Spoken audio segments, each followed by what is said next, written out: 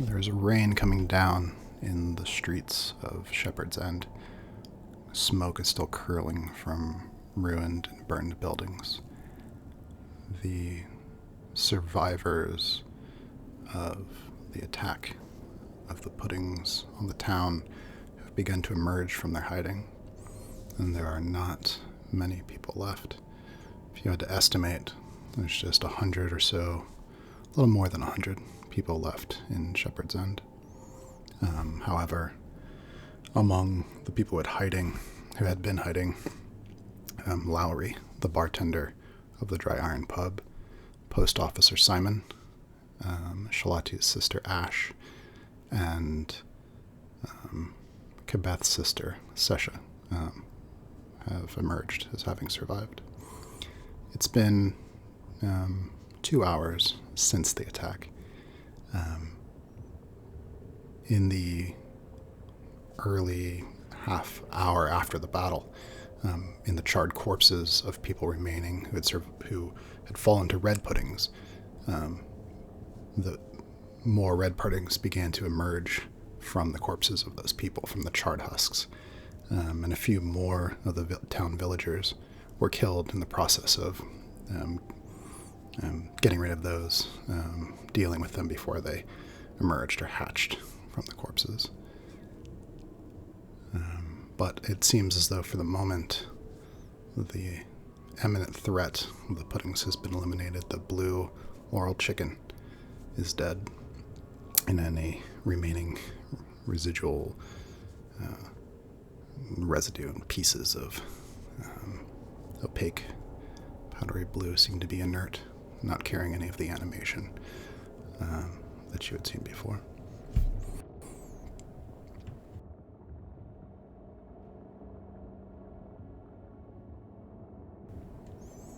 What would you like to do? For the ones who were not listed as clearly surviving, is there a clear indication of their death? Their corpses being found anywhere? You haven't found any corpses of the people who you've been hoping to find. Ember, a variety of siblings and parents.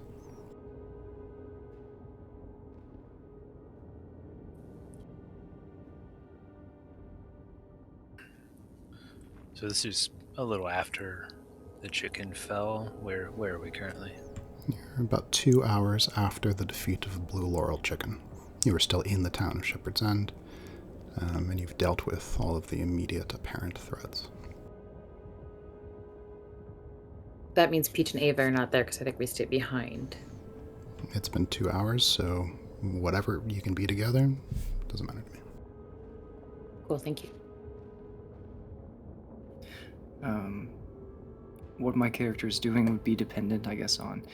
I know the verdict needed hours of surgery, perhaps, things that would take a while. Has that already been completed in that 2-hour time frame, or... I think for the ease of you guys playing the game, we'll say, yeah, the immediate threat of the verdict dying, you've circumvented. Still Okay. Gravely injured, but there's not much chance of him dying during the night at this point. Okay. With whoever happened to be around, I think, in the sort of barn, getting one of the other NPCs, one of the other townsfolk, I should say, who happened to be staying there to sort of just watch over him, Ava, after performing whatever was needed in order to stabilize and ensure that his life was no longer in danger, being that he is probably easily the highest ranking and most important political figure or figure of any kind that she's probably ever met in her life, beyond perhaps a healer or two. She would leave, bringing her kit with her, and heading towards the center of town in the aftermath of the fight, looking to meet up with the others and help anyone she could along the way.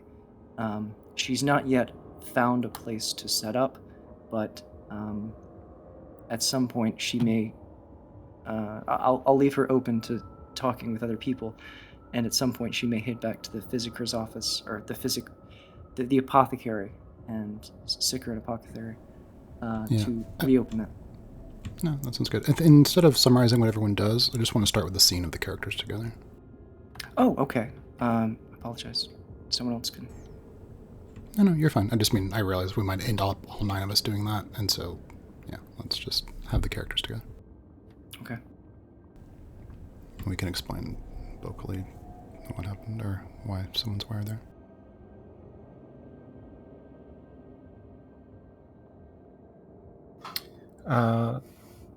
Are we all where are all the characters meeting?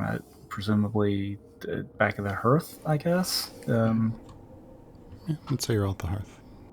Okay, so after 2 hours ago, after the fight, Esmond would have left to try and rally any survivors, bring them back to the center of, or bring them back to the village immediate. But upon returning to this point, he would just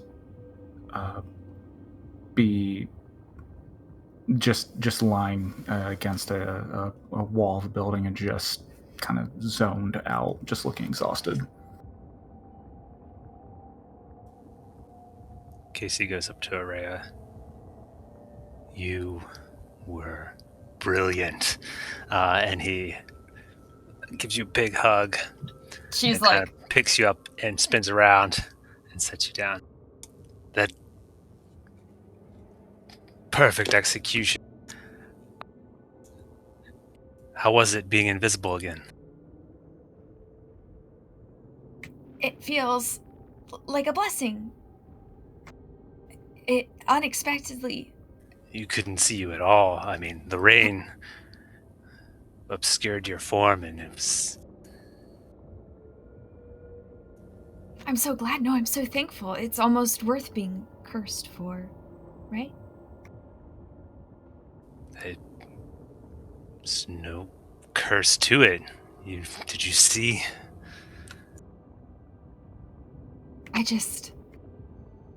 You've been carrying this stuff around in your pocket this whole time? What if you're like 5% fire? What if there's no what ifs, there's only what is and what happened. We won.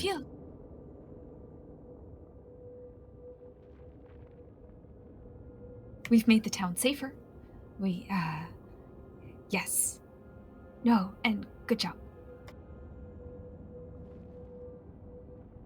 And that beast, and he kind of, we're in the hearth, yeah, so he kind of gestures over to the building with the giant hole in it, and I guess where the corpse was, it kind of melted away.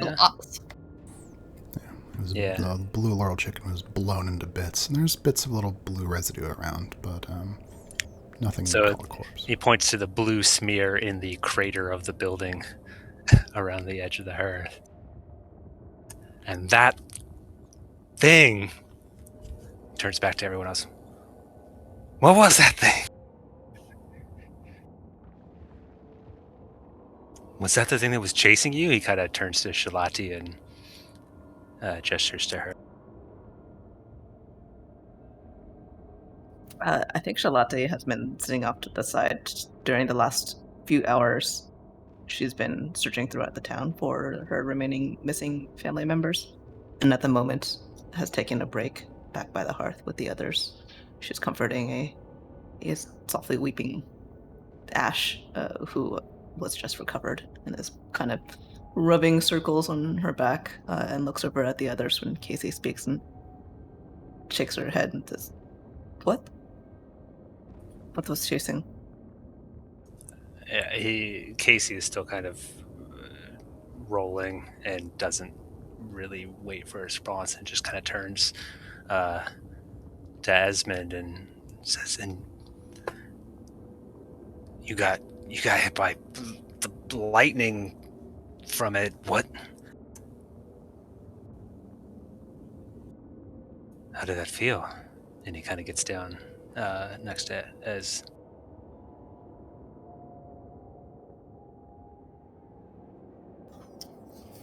Felt, felt, felt fine. Felt fine.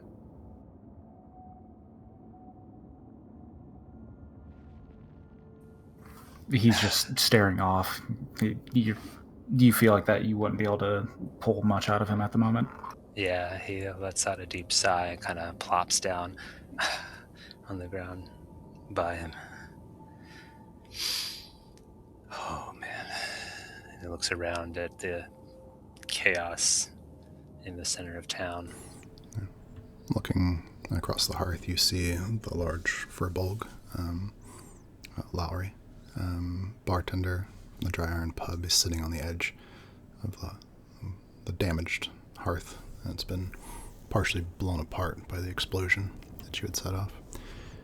His left arm severed at the elbow, and it looks like he's used his belt to tie it off at the bicep. He's kind of just staring down at the puddle of rainwater as it comes down. Ash is curled into Shalati, crying. There are people wandering kind of in the streets, searching for any more survivors that might be hiding or people who might be injured.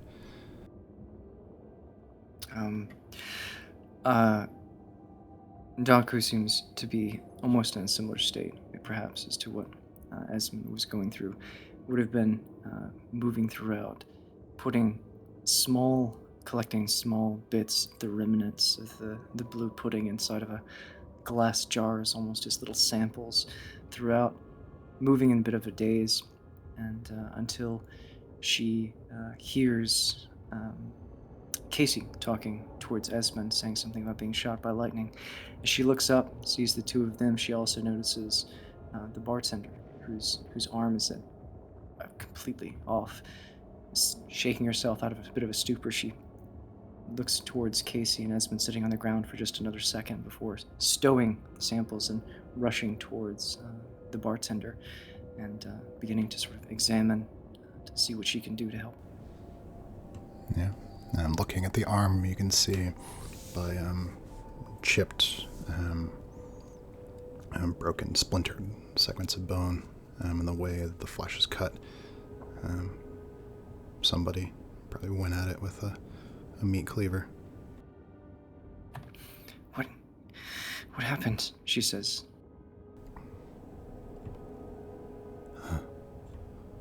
Go to my arm. One of the red ones.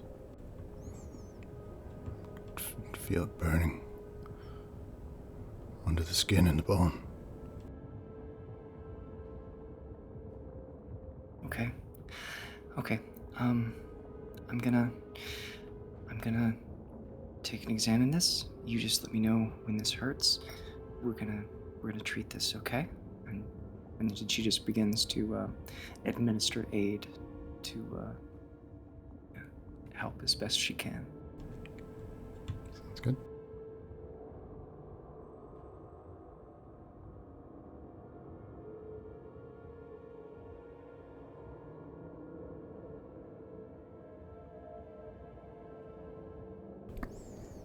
Is Peach there? Yes, Peach is there. She just hasn't taken action though. I don't have an idea, but if Shalati wants to talk to Peach, that's great. I think at some point, with amongst this, I imagine there's probably lots of gaps of people just sort of staring ahead blankly occasionally, but at some point when Ash has sort of fallen asleep a little bit and is propped up against a piece of rubble, Shalati stands up and brushes herself off and notices Peach nearby and sits next to her and says, I heard about your mother. I'm really sorry. And puts a hand on her hand. I appreciate it, Shalati, I really do.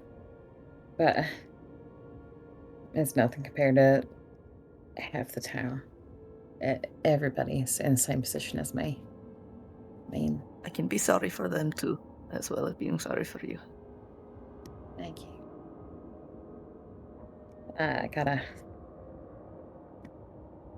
I know it's so stupid because everyone's just barely surviving and doxing to all the wounded, and all I can think is, damn, I gotta sell a water list. Because that's what my mom would want me to do. She'd want me to have a plan and be practical about it.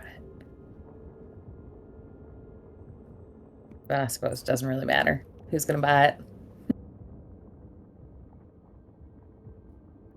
There's nothing wrong with being practical. But if you want to think about that, I suppose there's no wrong time to be thinking about that. Yeah, Peach's face is, like her lip and chin are quivering, and it would be clear to Shalati that she's choosing to come up with other things to worry about. But there is also time. But you also don't have to think about that, no. We can spend this time thinking about those who are gone and mourning them and remembering them. She looks at Peaches, sort of, extremely trying hard to keep it together, and says, "You are among friends. You don't have to keep coming up with the next step, at least for a moment." I'm not helpful in any way to anyone. I didn't even see the chicken that killed my mom because I didn't even go into that fight with you all. I want to make sure I'm useful. I want to make sure that I'm one of the people who survived for a reason. I don't think there's going to be... It's got to be working on something, anything. And have you seen Salingers, folks? No, at least not Shirley. Isn't it funny that all the adults who went away to the north to the tower, we thought they would be in so much more danger. And yet now I think maybe they are the safest of us. Are you joking? You hear Casey say he's laid flat on the ground, face up next to Esmond, and his eyes are closed. Is it still raining, Chris? Mm-hmm. Yeah, and so there's like this light steam coming off of him as the rain comes down onto him. Are you joking? You were brilliant, Peach. What? You were all brilliant, he says, and it's kind of obvious that he's like falling asleep.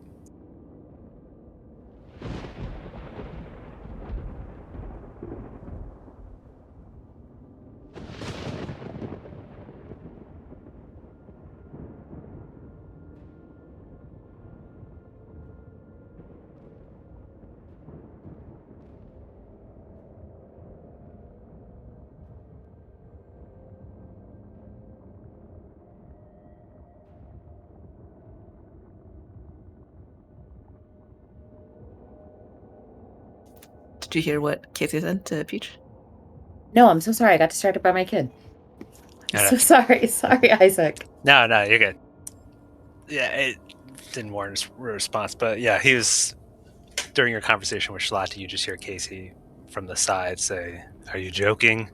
And he's laying flat on the ground, face up next to Esmond, with the rain kind of hitting him and the steam coming up off of him. His eyes are closed. And he's like, "Are you joking, Peach? You were brilliant. You were all brilliant." And it's obvious that he's falling asleep. Peach kind of just makes general noises in response. Acknowledges that she hears him, but also that he's sleeping. Shalati doesn't even acknowledge the words and pats Peach on the hand and says, "I don't think there'll be any shortage of things for everyone to do, even the littlest ones. So I don't think you have to worry about being useful. You are sensible and you're strong and you can cheer people up, and that's a lot." Right. Thank you. Here's hoping that's useful. I mean, You and Salinger keep getting beat up. Who's gonna fight the real monsters when they come around? Maybe we should all be learning how to fight, if this is what it's going to be. She actually looks around at everyone else and says, maybe it is too soon to be talking about this, but maybe we should be talking about what do we do next. Perhaps we should be talking to the verdict more when he recovers, if he recovers, but he said something about the great beast from the west taking out the city, so we may not. I don't know if this is safe anymore, especially with it destroyed. Great piece from the west? Another pudding thing? Charlotte casts her mind back over the last few hours and realizes none of this may have actually been conveyed given everything going on, and she sighs and says, well, so when we found the verdict, he was in a bad way, as you saw, but he did manage to say that the people on the train, it had come early because they were fleeing from some great beast from the west that had taken it out in the ships at Shepherd's End. They were trying to make it to the ships here. They're trying to evacuate all our ships from the capital. The ships which have not even come. So bad time for them, and a bad time for us in the future, I think.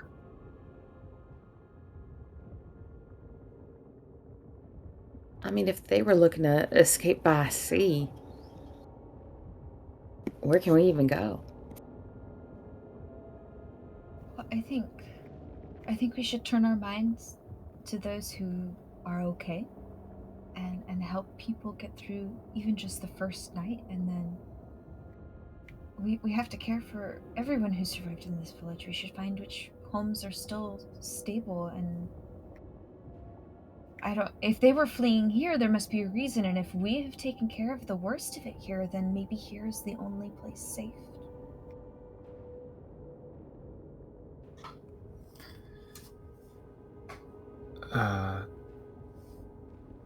After Araya gives the suggestion of taking care of people, it's almost like something clicks for Esmond, and he blinks hard, sighs heavily, and forces himself up. Starts to lightly kick O on the ground. Kick him! Hey, get up. We're not done yet. And he'll hold an arm out to pull him up. More slimes. No, it's raining, and I don't know how long this is going to be for. It's not going to let up anytime soon, at least. We should work on finding bedding and roofing for everybody that we have, and then figure out what to do next. We need to move all the injured into a safe space and make sure everyone has a place to rest, because everyone is exhausted, and no one else is getting up to do it. So I'm putting you on top of that, and I'm going to spread the word around, and let's just find a place safe for everybody tonight and worry about things in the morning. Can we theoretically say that we have sent somebody up to the lighthouse already? If not, I'm going to suggest it now. Beth would be so fast.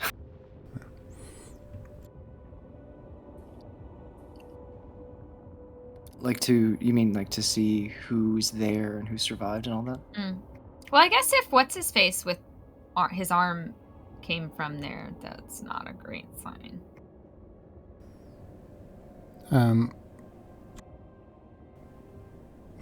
Well, just do it now, and then we can work through it. I think some of us should head up to the lighthouse. It's possible that a number of the people there either came back or were safe inside or close by, and we can... There might be people dispersed just in the hills nearby and knowing that the town at least is somewhat safe. I don't mind going. Signaling, using the lighthouse to signal the residents is actually a good idea. Yeah. I can head that way if somebody comes with me. I'll go. Seyfried steps off of where she was leaning against a building, her fur dragged, sopping wet by the rain, having been searching through rows and rows of houses since the chicken exploded. I haven't gone all the way back up to the lighthouse. Hopefully there are more people there. Yeah. The last time that you had seen the lighthouse, Seyfried, when you were searching for Sonia, is the lighthouse was completely engulfed in flames, fire pouring out of the windows, and the lighthouse itself. Yeah. Okay, then. So can I change what I said? Yeah. We should head to the lighthouse to see if there's anybody nearby, or maybe just that had fled to the fields close by. The lighthouse, there's no one alive in the lighthouse. It was completely aflame when I saw it before, but I can help you search the hills. There could be survivors out there. Yes. You two, Shalati, would you go with them as well? You're good at keeping eyes out on fields and hills and stuff. Everyone else here in town can work on getting people situated. Yes, I think I've not looked over that area either. I would like to see who's there. Or was. Yeah. And looking, with sunlight, even though it's rainy sunlight, I really believe we'll find somebody. I hope. All right. You three head out there. Peach, Sal, can you two see what resources, food, clean water you can scrounge up around town? Get a list of everything that we have available and mark where it is, and we can have people go out to gather it at another time. And Ava and I will work on finding safe housing for everybody to sleep in and move the injured into. Sal looks up from his notepad he's been writing in and pacing around for the past while. Yeah, make another list sounds good. And he tears out a page from it, hands it to Araya. These are folks I've been able to figure out are missing so far as y'all are searching. And then he holds his other hand out to Peach to pull her up to a standing position. Must be useful, huh? Peach comes up to about Sal's armpit. I think that's generous. Yep. Although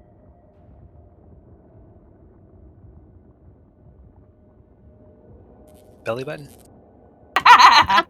His shins. She's very small.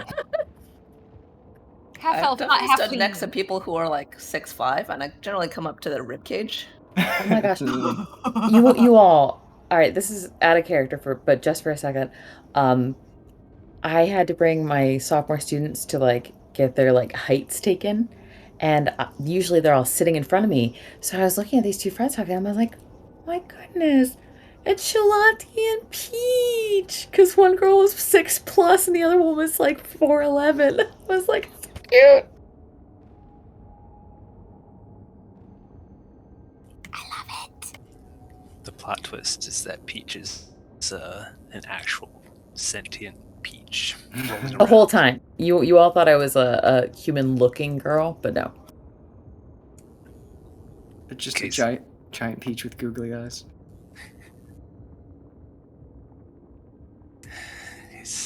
All right then. And there are others in the hearth milling about too, besides us. Yeah, a few dozen people are kind of within your eyesight, tending to people who are wounded, some of them just sitting beneath the rain, shocked about what's happened. Right. Casey jumps up onto the debris of the hearth, grabs onto one of the bits of rubble and kind of swings up to the highest point and says, "Good folk, we've been through a lot. Yeah. A reprieve is in Keep sight. We will not keep you from your homes. Feel free to go back and see the state of them. If it's dire, you're welcome to stay at the inn if you're uninjured. If you are injured," he looks to Doc. Where do you want that? She's like looking up and realizing you're talking to her. She's been focused on the thing. She like looks around as if, what? The apothecary, the physiker. If you are injured, please go to the physiker and apothecary. The apothecary or the physiker, where your wounds will be treated.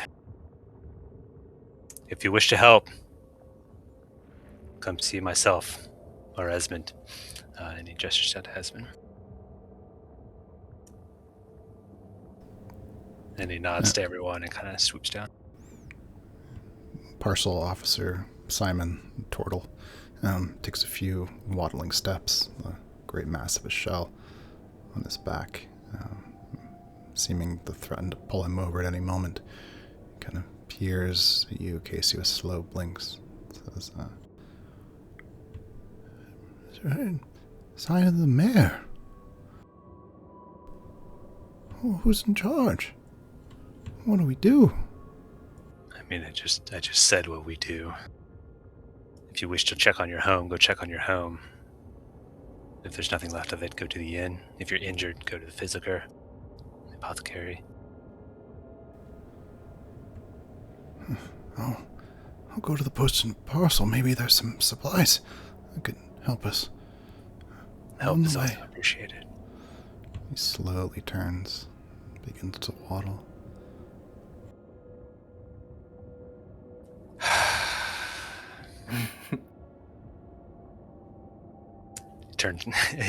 Casey turns to Esmond and like jumps down off of the hearth and, all right, what's next? I think we should maybe it would be a better idea for everyone to at least get a night's rest, find shelter, and start work in the morning. It's been a long day, and this night has seemed to go on forever.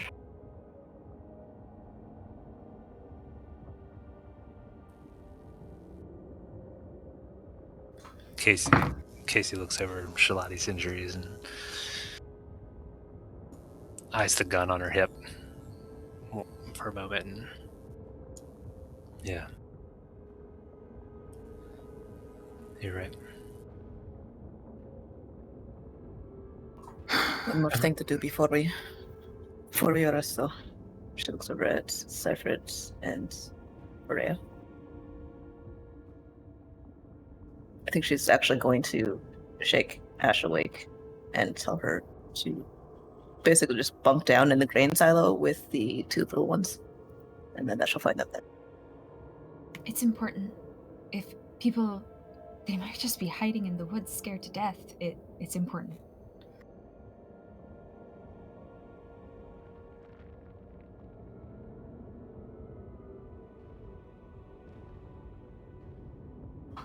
Just stay within eyesight of one another. Don't get separated too far away. The moment you see anything, I don't know, run or attack it. I don't know. Yeah. Remember me, William Quimby? All right, bye. Oh, Hi.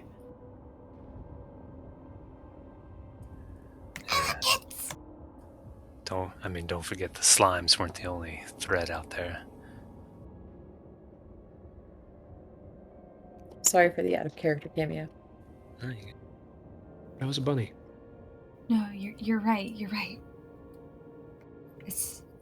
But they'd be safer in town if there's anybody left. Yeah. We'll be careful. I'm ready to go whenever you guys are. I'm ready. And Seyfried will turn away. she'll sort of look back at Ava, Esmond, Peach, all of them, and then turn off to follow. And where are the two of you physically leaving and going? We plus Shalati are going to the hills around the lighthouse in searching for survivors. Yes.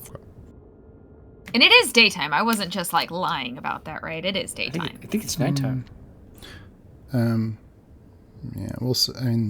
it was late at night. I think But 2 hours later, it might be sunrise. By now, it's like midnight or maybe 2 o'clock in the morning. It's whatever time Chris says it is. Yeah, I believe Chris. Don't give me 2 a.m. It is. I think. I'm trying to remember because we had been a little bit before dawn, and we've skipped 2 hours. So that's not we can say there's a little bit of light on the horizon. All right. Rainy light. Nice.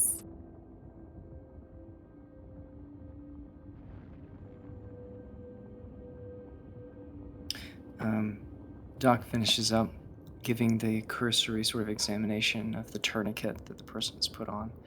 Maybe applied a bit of a bandage to sort of aid it, and sent the person, along with someone to assist them, the bartender, towards the Physiker and Apothecary where she's supposed to be posted. Before she makes her way there, she heads over towards where she sees Esmond and probably Casey, I guess, standing next to each other. She walks over, looking very tired. Surprisingly deep bags under her eyes, considering the short amount of time that she's probably seemed to be awake, and looks at the two of them, and she says, "Okay, I'll be there for anyone who needs treatment, but I'll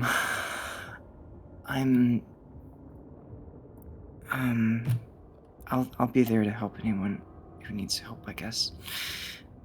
And she seems almost half asleep. She's very fatigued. And then she sort of glances down at the shield and over at Esmond, and looks over at Casey and then back to Esmond. He said you were hit by the blast, so you're still here. I guess she looks to the shield. It worked. Yeah, looking at the shield, it seemed to have worked. The metal is partially melted, the wood charred. It doesn't seem to be in great shape, but it did the job. Yeah. Exactly. One thing that I planned for actually worked out for us, so that's something, I suppose. You go help people. We're gonna work on moving injured to the apothecary and to the inn, and we'll assist you as we can. She looks to both of them and sort of nods and starts to drift back towards the apothecary, looking around at the people sort of headed in that direction and the state of the town, and is clearly still in shock from everything. Her eyes fixate for a moment on the cracked hearth, and that seems to be something that is her eyes return to even as she's walking away from it, almost as if in disbelief that something that seemed so central to all of them and had existed and seemed so permanent could be damaged and cracked in such a way.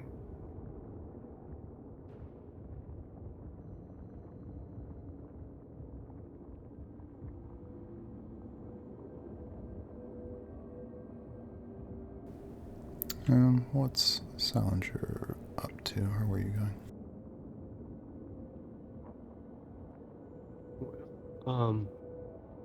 has requested that we go look for food and water for everybody. So Sal would have picked himself up together. I guess found a bag or a sack, and him and Peach are wandering around town, checking the inns first, probably checking the taverns to see what supplies they have. Pete takes a look at like the potato sack that Sandra has. She has a small notebook. We're writing down things. We're not gonna just like literally take them all back. That would take hours and hours. Not all of it, but the good stuff, at least. Oh, the good stuff. Right. Any of the specialty top shelf stuff that we can just save in the back. Yeah. I think we earned it. Well, maybe not us in particular, but I mean, Esmond and Maria, they deserve a little something. You deserve it too. You fought that thing before. All I got out of it was a concussion, I think. I didn't ask Doc. I don't know if I want to look too closely at this. They said a train hit me and I don't remember much.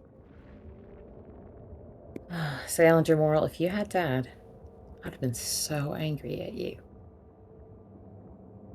My mom's gone now. You're tough. I'm part of your family now. Gotta look after me. Yeah, my mom was missing too. She's on that list I handed off to Araya. Amongst way too many people. Way too many. She's gotta still be here, though.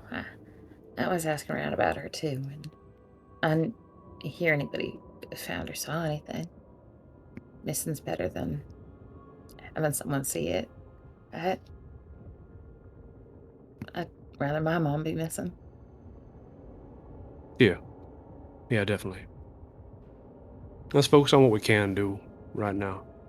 Yeah, sorry. You're gonna be alright. Oh, I know. Bounce back. It's fine. And she is going back and forth. She is genuinely laughing at some of Sal's jokes. And remind me, Casey and Esmond, where are your characters going, and where are you going or doing right now? The goal was to move around the hearth and collect the injured people, any injured, and move them to the apothecary. Any people that are superficially injured or not injured enough to require immediate medical attention, we're going to be moved to the inn just to get them out of the rain. And then once we have everyone situated, we were going to go back to the apothecary to assist Ava in whatever she needs. Okay. And Casey and Esmond are doing that together? Yeah. Basically triage. Cool. Sounds good. Okay. In the hills, just east of the lighthouse, you can still see thick black smoke curling up from the still burning manor house, despite the rain, fire deep inside the wood. And it looks as though the majority of the fire at the lighthouse itself has burned itself out. Charlotte? Since AFK at the moment, maybe we can do one of the other first. Oh, okay. Nancy shows AFK. Sorry.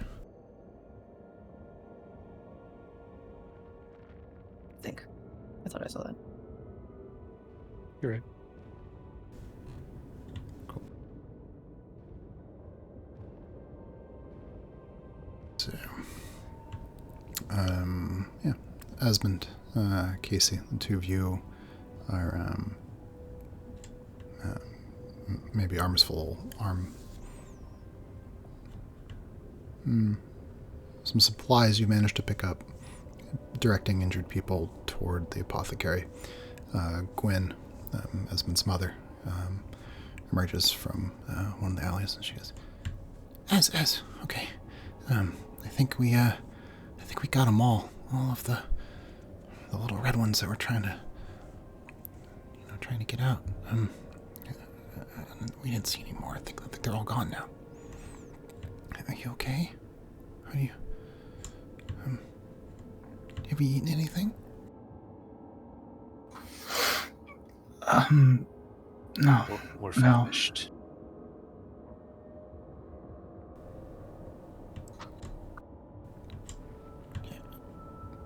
I've got, yeah.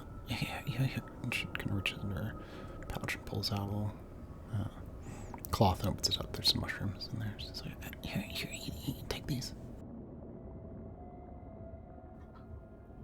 Esmond will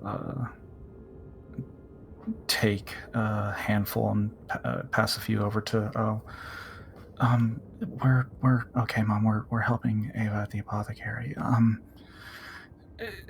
If you all are done hunting any remaining puddings, you should return to the inn. That's where we have people setting up for the night or for the day while the rain passes, and giving everyone a chance to rest up and recover some. Okay. Yeah, I'll send people to the driftwood, and yeah. Well, I'm gonna keep looking. I haven't found your dad yet, but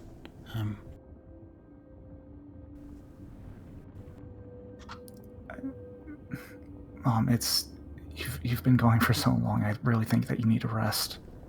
No, I can keep going. It's okay.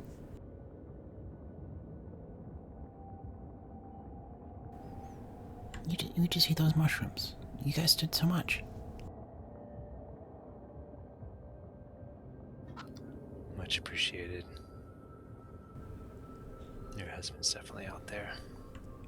We'll also keep an eye out for him. Yeah, every minute counts. Okay. Just squeezes your hand, and then she goes running off with broomstick in hand.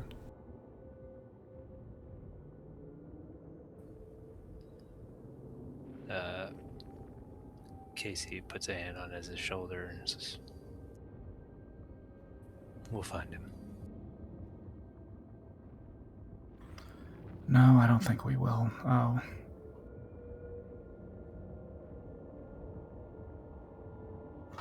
But I'm not thinking about that right now. We just need to make sure everyone else is okay first.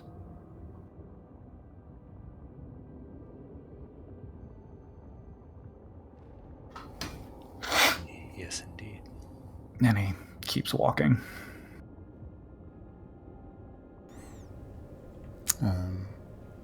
In the hills overlooking the lighthouse.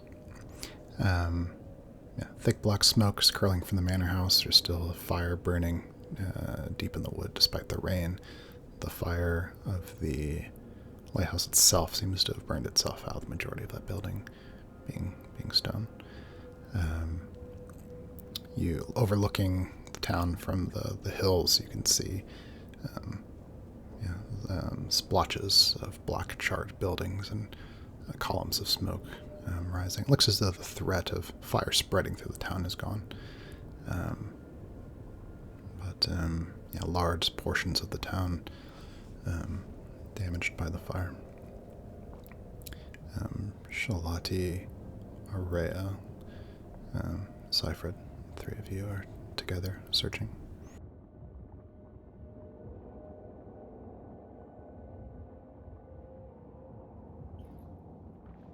Seifred darts quickly from place to place, but stays in fairly close proximity, checking under, sort of around every corner, every bush, every tree.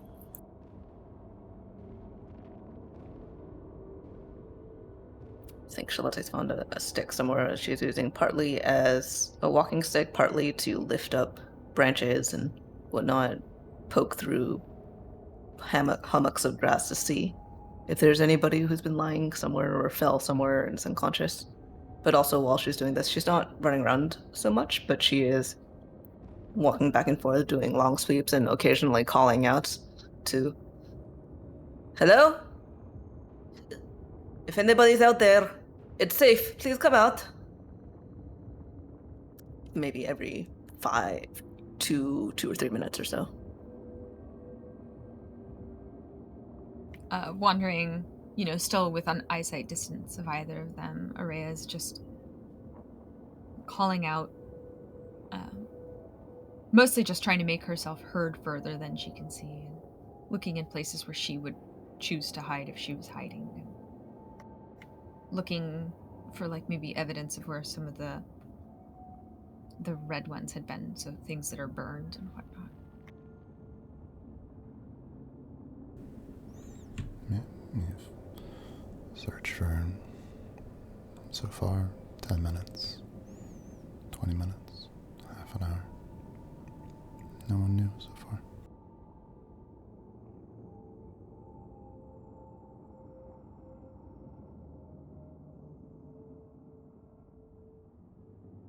How big is this area?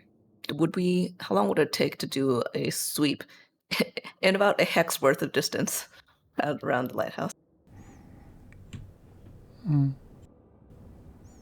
Searching thoroughly. Yeah, something like, well, I think for countryside, not really long, 10 minutes or so. It'd take a lot longer to search buildings and things like that.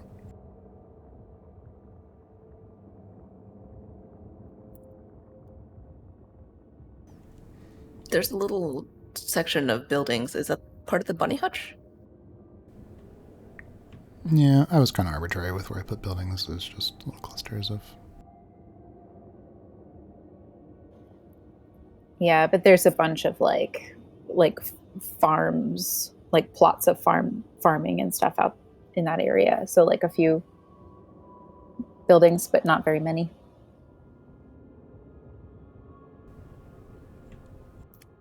I think she would look to the other side of the first half hour and say, another 13 minutes, maybe.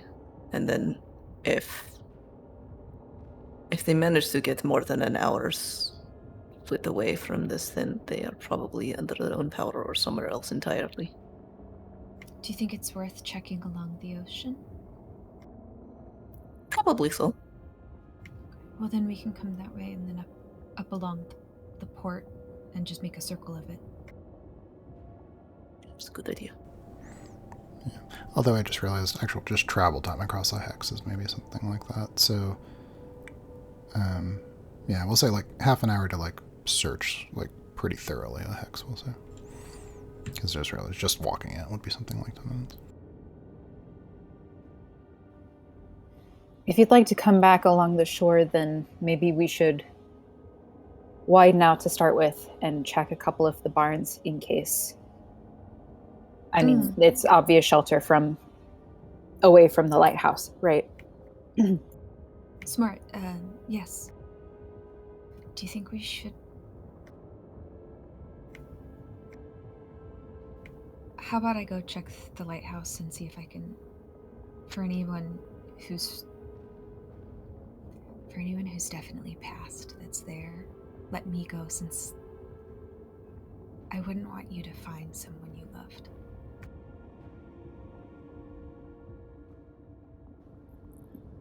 I'm not sure that you'll... I don't know if you'll find anything really identifiable, to, I guess, put it bluntly. And it's better that we stick together. If someone's find them, it should be their family first. Of course. And anyway, if there are people there, we should pull out their bodies in one space, so that anyone who might be able to come and identify can do so in one spot. I mean, it was really on fire, guys. But there was those that were around it. I mean, we've sort of circled around it, and we should just, before we go to the sea, before we go to the other farms. The lighthouse was not big enough to hold everyone anyway, and some people were probably killed when the puddings first came, that attack. Point taken. Let's do a check around the perimeter then.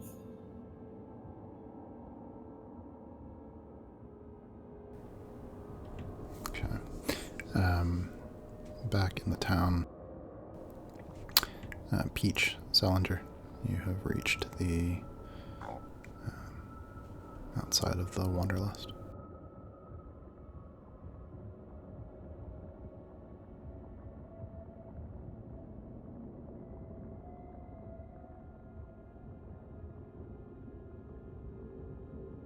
Well, says Peach after a significant silence. Might as well. And she opens up the door and holds it briefly for Sal to follow her, but if he doesn't, she just lets it go. He follows her. Yeah, she would. What does she see kind of coming into the Wanderlust? How does it look? The Wanderlust is undamaged, but then the bustle of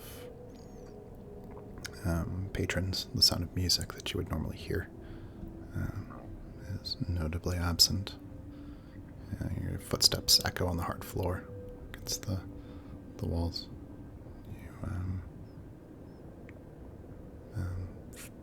Plates left on tables. You can still see the door to the pantry is open, where you had been locked in there previously. There's a glass in the bar. Needs to be washed.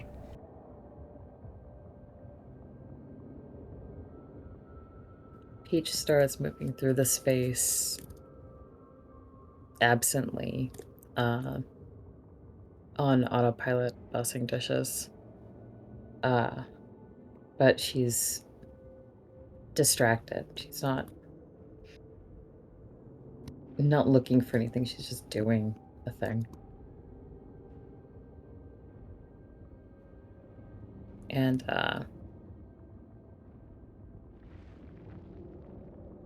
I think eventually she'd end up in the pantry, and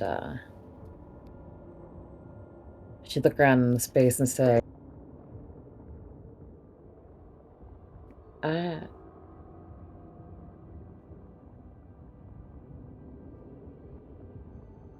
she tried to save me and Araya and Gwen too, Ace's mom. Well, it seems like it worked. You all in one piece. Yeah, but not because, I mean, I had Araya like pick the lock and let us all out in about 2 minutes. I mean, but hell, if I'd have stayed, I'd been safe. Place is untouched. Yeah. The vast array of the paraphernalia of your mother's adventures seems to hang heavy on the walls, almost watching the two of you as you move through the empty tavern.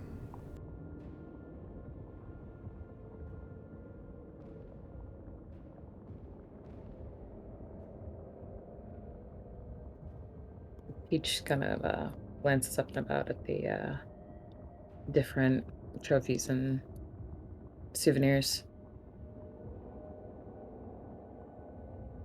I always thought she was just good at telling a story. You know, that maybe half was true, maybe a third. That she got in trouble and had me on the way and so made up some stories. I don't know. But I underestimated her. Now she had gear and everything. And I never believed her. I just could have talked to her properly about it. I actually really talked to her. Not just tried to one-up her with the next thing I thought of. But, hey, maybe some of these, weapons and relics and things can,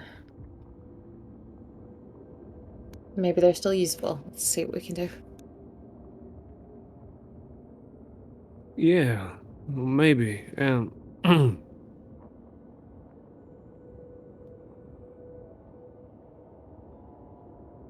your mom was a hero.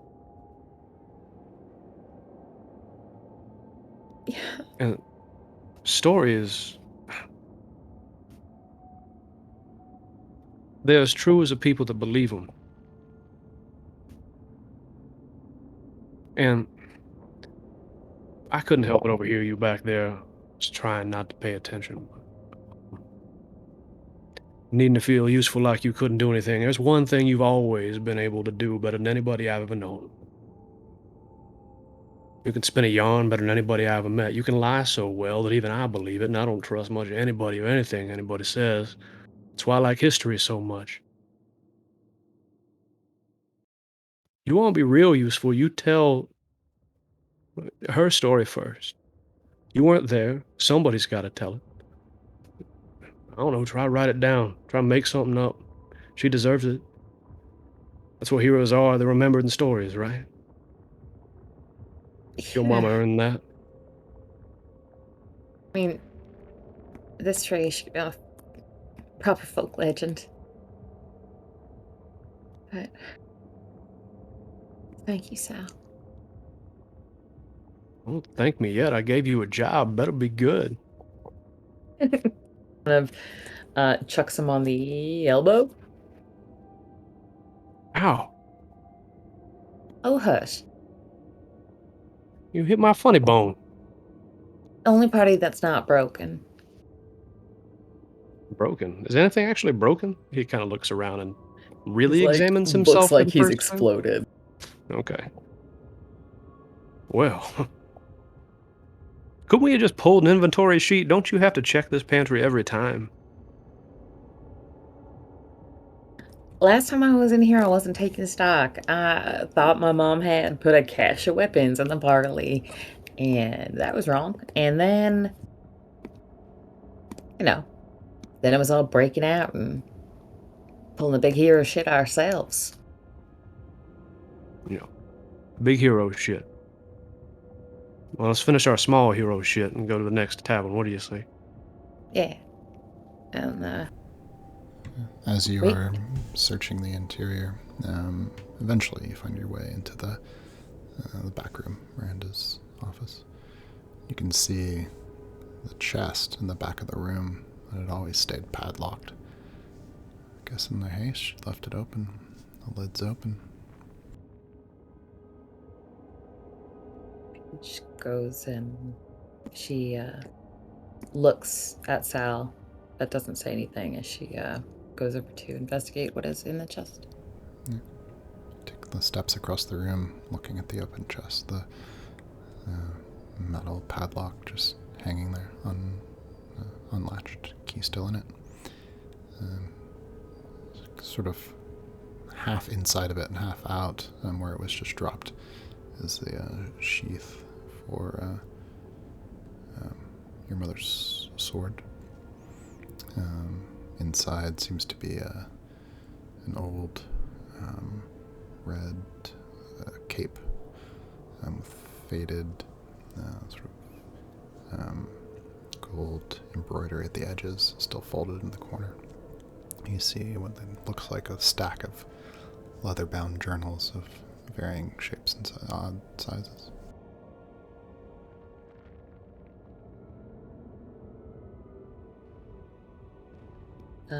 Peach takes the cape and folds it over her arm, and then bundles up the journals as well. And she leaves the sword sheath. And she nods at Sal. Maybe my mom wrote some of it all down herself. She was pretty good at storytelling too. Yeah, I bet there's some great ones in there. Peach will examine them between sessions. Yeah, just taking a preliminary glance through, you can see some of them are journals. You see different writings and entries of anecdotal moments kind of from her life. Flipping through another one, you can see it looks as though it's all sketches, strange creatures, and fragments of maps from places you don't recognize.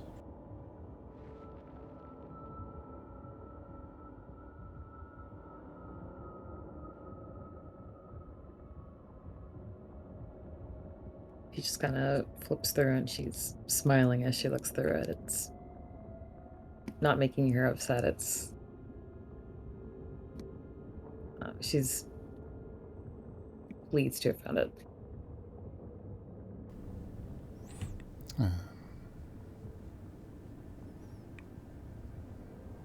It's as you've got armful of potentially useful supplies you've pulled kind of from the wanderlust.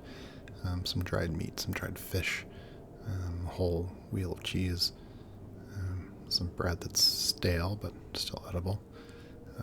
Maybe under an arm a cask of ale. It's when you hear a little bit of a sound that neither of the two of you made, coming from the upstairs portion.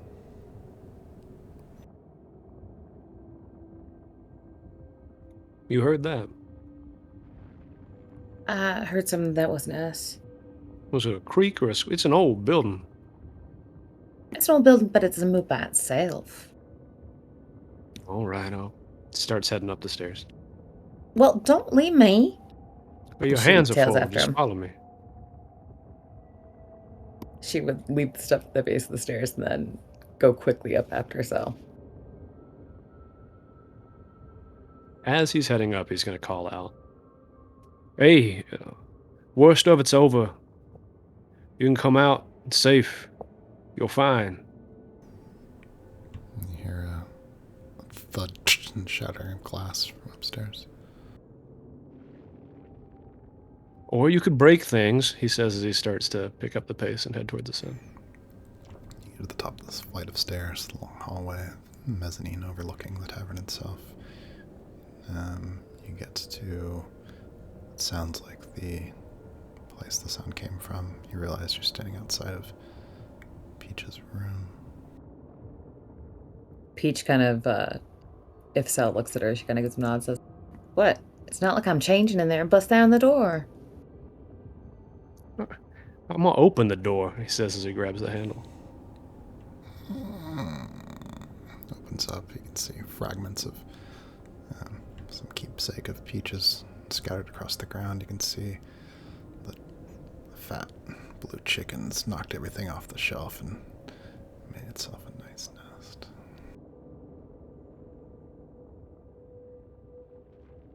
Your chicken's still here. Yeah, you know, I noticed that myself. We forgot about the chicken.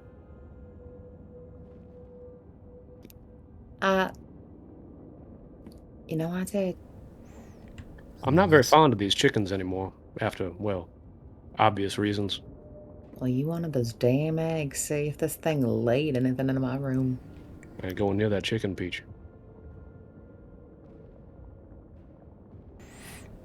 Even from here in the nest, you can see that there's one perfect blue laurel chicken egg.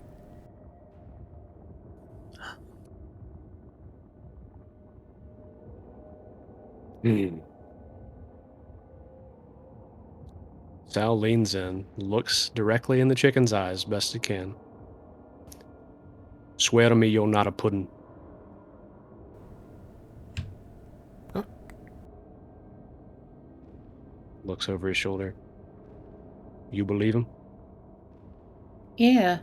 And also, one egg's hardly enough for a quiche. Let's go and make an omelet before we rejoin everybody else. One last meal at the Wanderlust? Yeah, I'll cook. He's gonna try to reach under the chicken and take its egg. It's so rude. Attacks you. Oh no. Yep, You not take a pudding. 3d6 poison Confirmed. damage. Oh no, it's a pudding. Confirmed.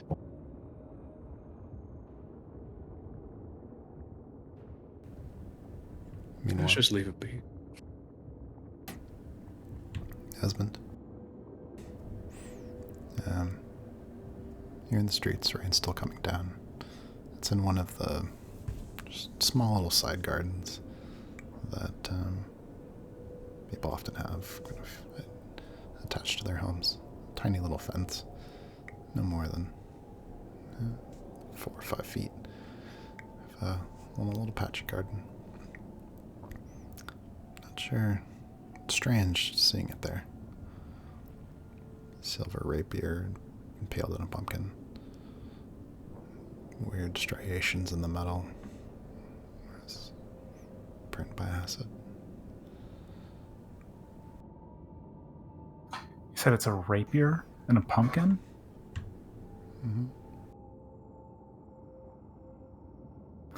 Is this some sword and stone bullshit? Because I'm not ready. Casey's nearby, but you found a glint of light on the metal. Caught your attention.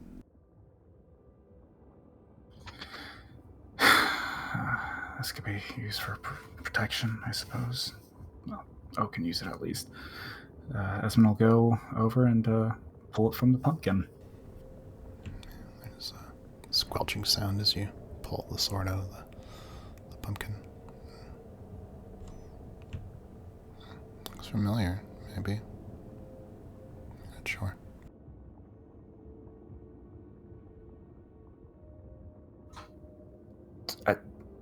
Does it look similar to the sword that was passed to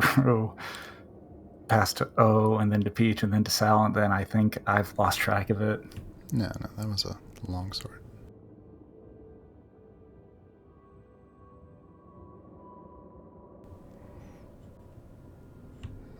Maybe it's not familiar.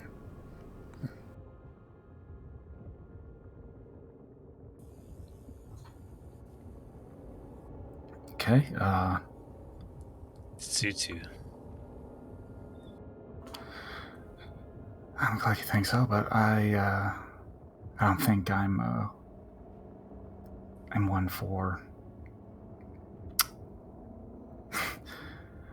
I think this better suits you than it does me.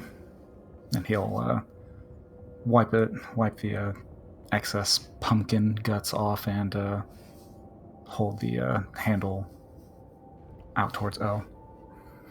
You could use it to protect us. A lot better than I could use it.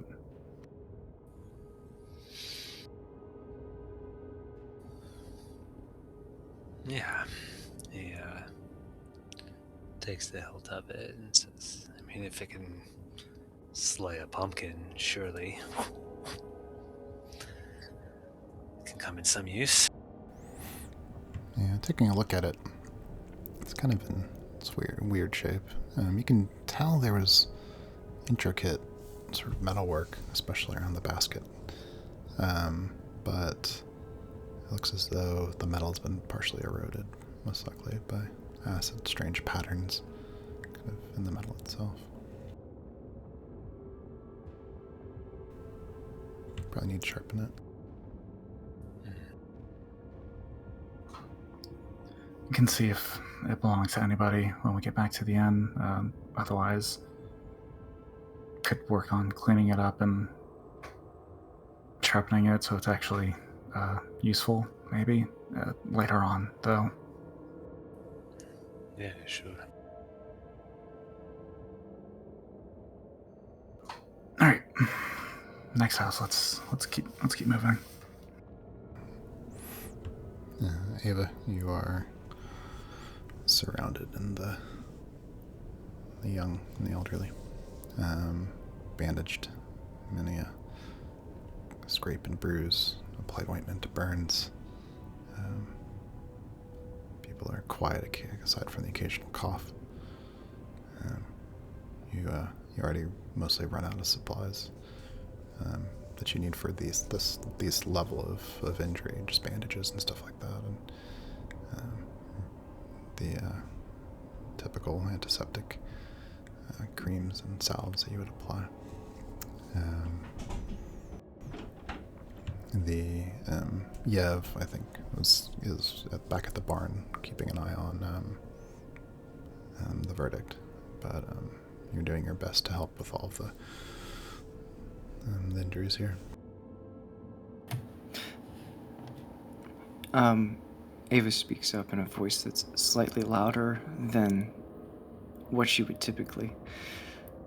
Okay, I need anyone who can move, and if you have smaller injuries, I need you to make way for other people. So follow what Esmond and Casey had said and go to your homes or the inns so that we can leave this space for people who are really injured, and I can make sure that I can focus on them and there's space for them.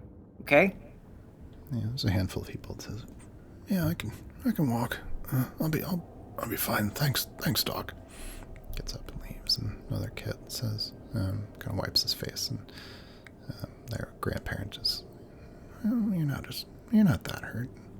Come on, we'll go find some toys." They take them from the visitor.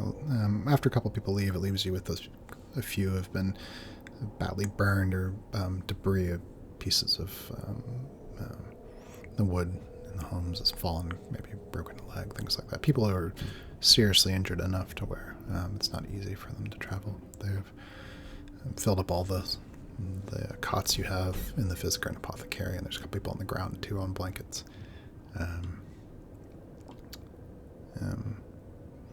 Nothing too life-threatening at the moment, but there's also a lot who are dead. Finishing up with the last of the patients that would need sort of her attendance and directing them towards whatever space is available for them to sort of make themselves comfortable, knowing that they're not going to go anywhere. She makes her way away from everyone else, sort of telling a few people, at least loud enough for them to hear, that she's going to go upstairs to gather more supplies, and then if she's needed to call out. Yeah, she ascends the stairs and goes inside one of the private rooms that were hers or Teridian, whichever ones happen to still be available and not filled with a patient needing a bed, and closes the door behind her.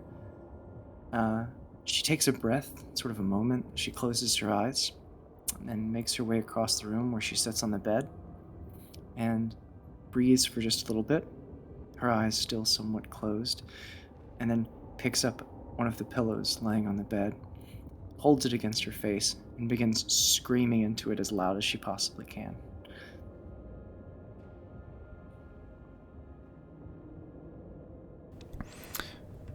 Araya, Shalati, Seifrid, you've worked your way farther down the hills into the flatter grasslands. You let a loose board, a piece of debris, kind of fall from your grasp. It seemed like the kind of place somebody might hide. Nobody was there.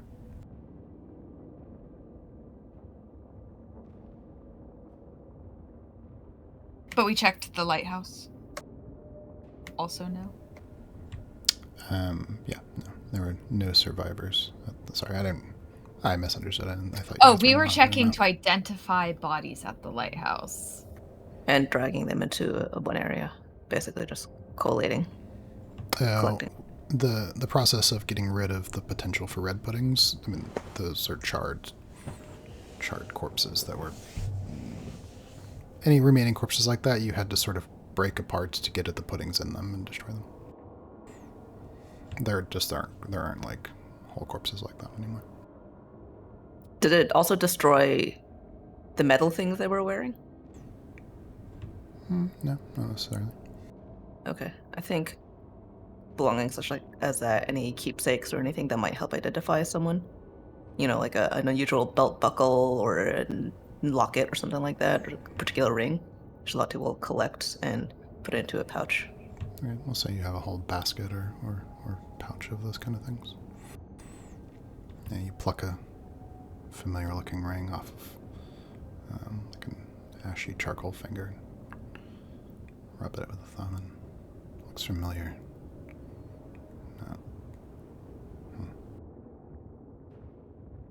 Why does it look familiar? You've seen someone in the town wear it, maybe?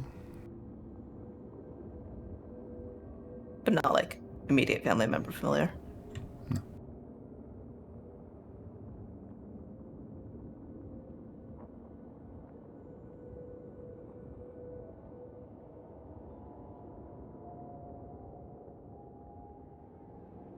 She looks to the others and says, I think we may have done all we can here, back along the shore.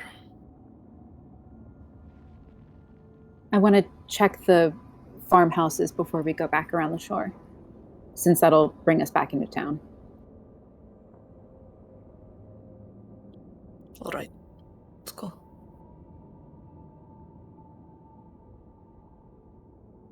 I guess I'll move toward the farmhouses. Okay. Yeah, I'm going to say some hours later, many of you finish gathering supplies, finish searching for more survivors. Gathering at the Driftwood Inn, that place is crowded now with people. Some sitting in chairs, some of them just sitting against the wall. You've stacked supplies inside. Araya, Shalati, and Seifrid. Whether or not you're going out again, you're at least making a pass back. You arrive to find everyone there at the Driftwood. It's clearly morning now. There's still a very light rain coming down, but there's light now in the sky. Exhausted. There's still so much to do. There may still be survivors out there, but you haven't found any yet. So all the characters are here right now, maybe with the exception of Ava, unless you want Ava to be doing a pass check on people. No, that's fine. Ava will still be somewhere in the apothecary. Okay.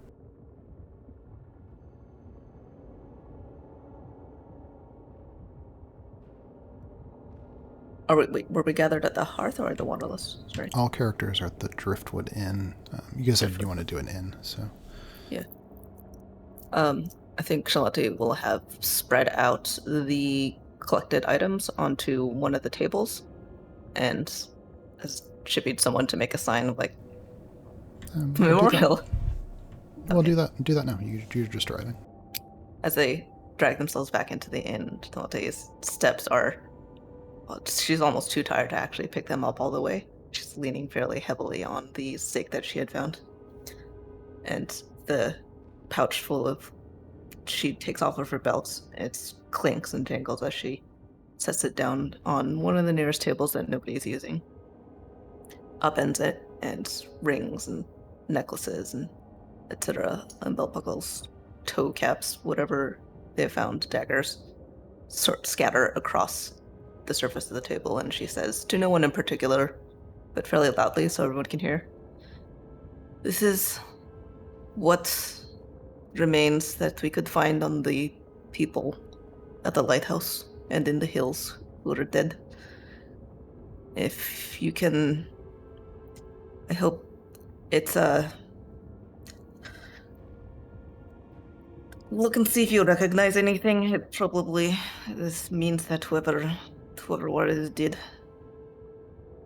And then she slumps over to a chair and just sinks down onto it.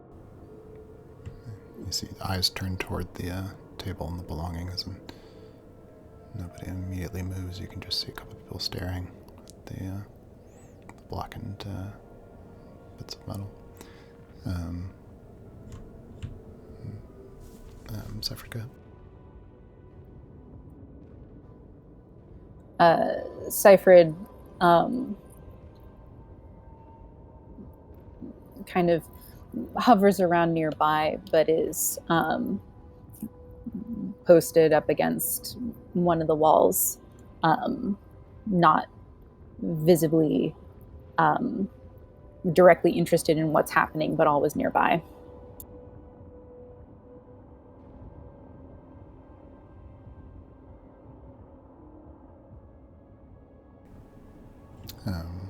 Charlotte, Lily Porter, Ava's sister, approaches you.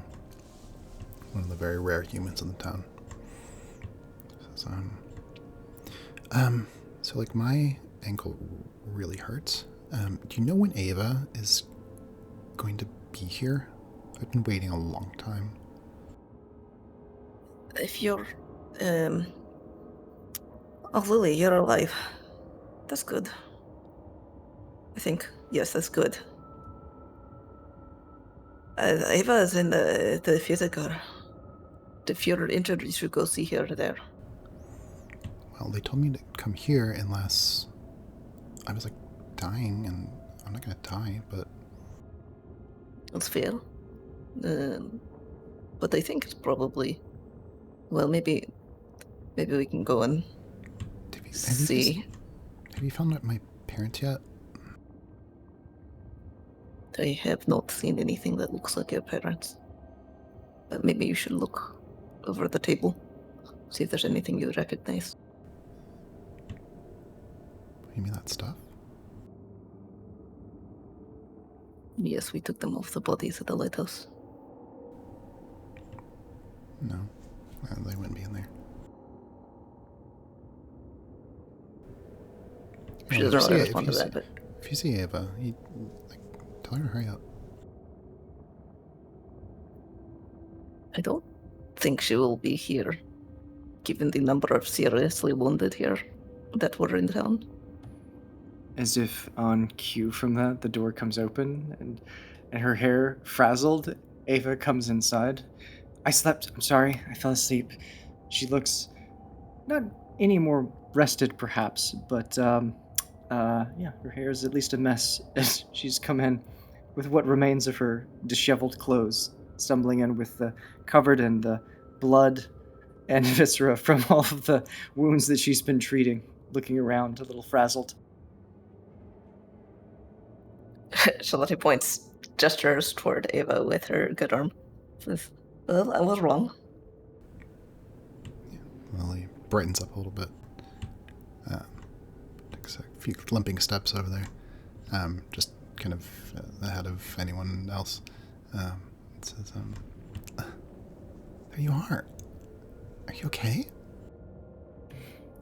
Yep, I'm totally fine, she says. Everyone's been waiting a really long time, Ava. Ava looks super distressed at this and sort of looks around. I'm sorry, I fell asleep. Nobody was dying. Her eyes still wide, look over it sort of towards Shalati, and she looks back to her sister. It's like, what does everyone need?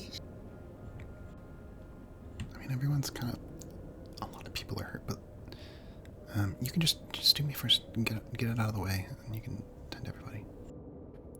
I mean, I should probably see people who are really injured. If you're not really injured, are you, really? That's fine. I mean, I can. That's fine. She said she's fine. I mean, alright. If you're okay. I'm going upstairs. Is there anyone else in the immediate vicinity that seems more obviously hurt than Lily? Everybody.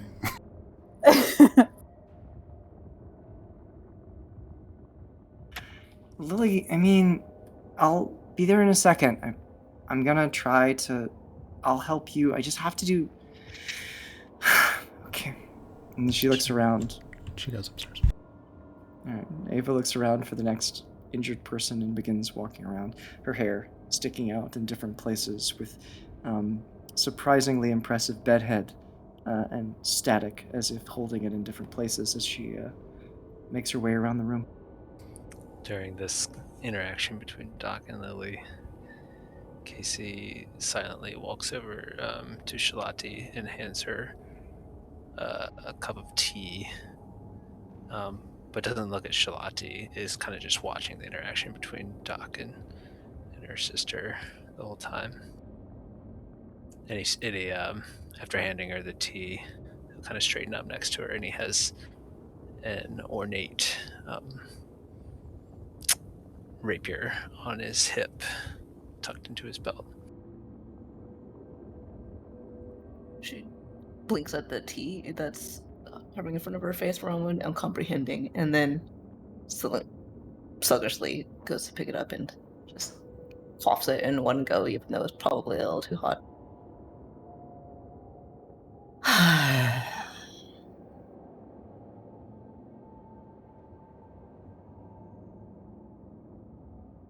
Thank you.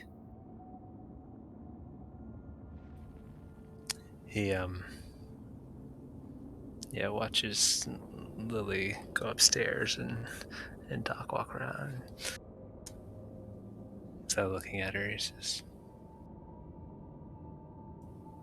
"Yeah, no problem." Raises an eyebrow and goes over to the table of stuff that they brought back. Kind of looks over it.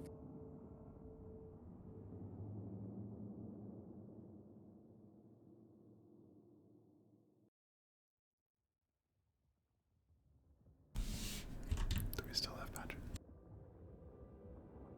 Oh, yeah, I'm sorry, I'm still here. I missed whatever it was. I missed something, though. What's up? Sorry, did Casey approach Ava? No, he... Oh, I thought that was directed at Ava. Do we need Patrick? I might go help Patrick if he, or sorry, Ava, if she looks particularly frazzled. I mean, I have been off looking for survivors and not actually actively helping anyone. Mm-hmm. She'll just sort of like, you'll have been like walking to go check out various people that are like in the, well, are we at the inn? Mm-hmm. And she'll just be like a ghost behind you. Like you'll turn maybe. She seems surprised every time she turns around and you're there, as if... So, every single time. So she finishes with the patient sees you, and it's like, as if remembering for the second, and it takes her a second to shake her head, and then she moves on to the next person. Clearly the girl needs sleep. She sits like a small hand just on your shoulder. Ava, you've already done so much. Maybe you need to find You can hear all of the people who are just crying, who absolutely need injuries. You hear some The second bunny. She has little bunny ears. Sorry, she's very sad. Oh. I'm gonna handle this. These bunnies aren't a fit tonight. John, show us the baby. Show us the baby. Well, she's a full-on naked baby bear right now. Did you see my kid like run by in just orange underpants? I think I might have misunderstood. Casey, the thing you just did, who was that directed at? I mean, he interacted with Shalati and then just went over to the table of stuff and started looking over the stuff that they brought back. Okay. But yeah, he's kind of just looking at the stuff.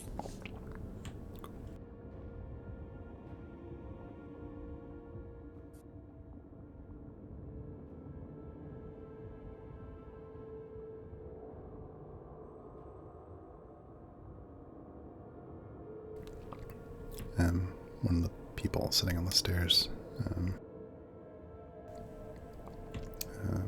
elderly kind of farmer, is, what are we gonna do?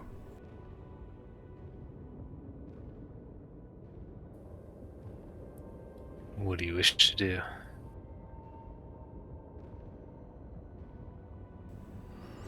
I mean,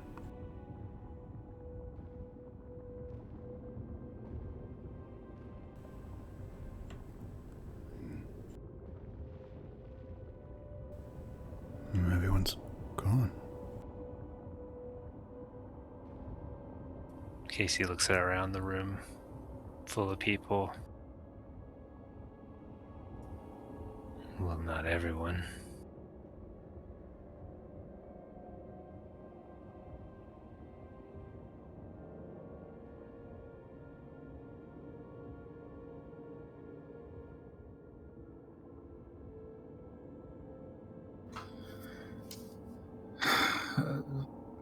There is no immediate plan, unfortunately. It's...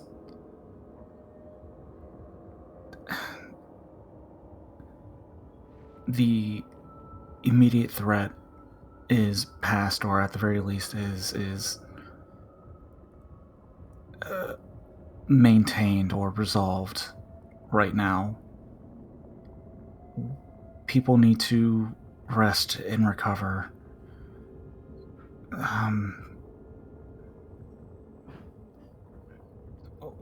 We'll need to figure out what to do as the days go by. We have a verdict here. He is injured. People's eyes eyes turn your way kind of when you say that, and there's a flash of expressions across the people gathered there, and a person pipes up and says, "A verdict? They can help us. What do they want us to do?"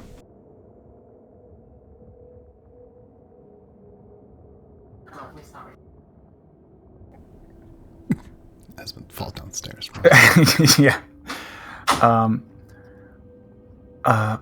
The verdict is not well at the moment, but he is currently recovering after something happened. I'm not clear on the details myself currently. Train crashed. Ava interjects as Esmond is talking and says, "Oh my god, the verdict!" and runs out towards the verdict.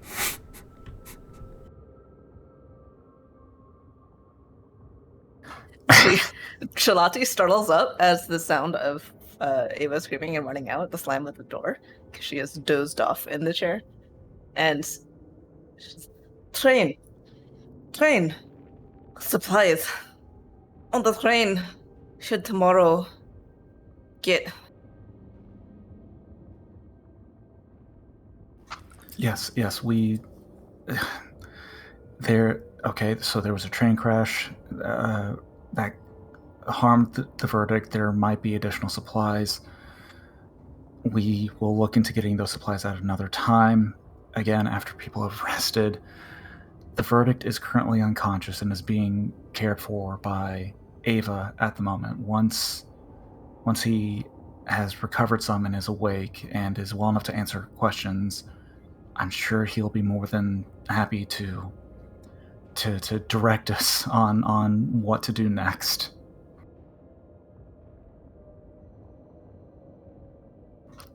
But for now, the only thing that we can and should do right now is watch out for one another, gather supplies where we can, and continue to rest up.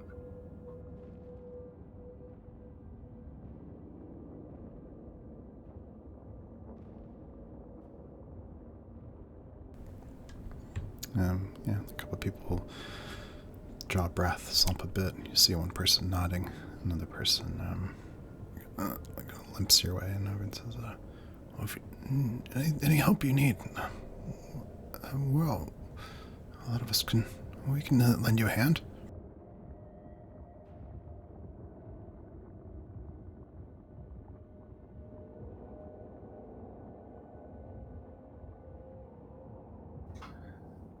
Anyone that can assist Ava and Aurea with looking over the injured, if you have any medical knowledge or can provide general assistance with them, would be greatly appreciated.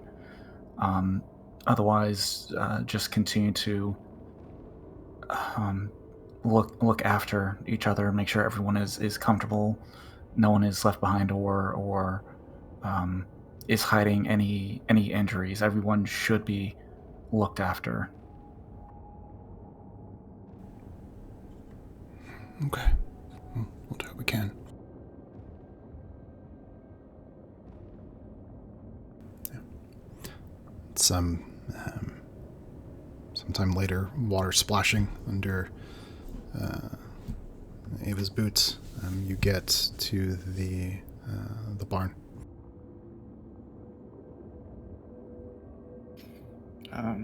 Lightly huffing, perspiring from her run across town, the fatigue still evident in her face, even if her body seems like it can keep going for a bit. She runs inside as quickly as possible, her mind racing with reviewing his injuries as she's been running across, thinking of the things that she may encounter when she sees him again. Yeah. Reaching the front of the doors to the barn, Yev meets you outside, and kind of towering over you. There's an urgency on his face, despite its great size. Clearly deferring, needing some sort of help. And he says, "The verdict is, he's awake. He's awake." She makes eye contact, nodding as she continues to run in past him and running inside, not knowing whether or not he means he's awake and something is wrong, or whether he's awake and everything is fine. Her mind is still sort of racing, her thoughts a bit scattered. Yeah, you reach the makeshift table with blankets and bales of hay where you would put the verdict. Gray-haired,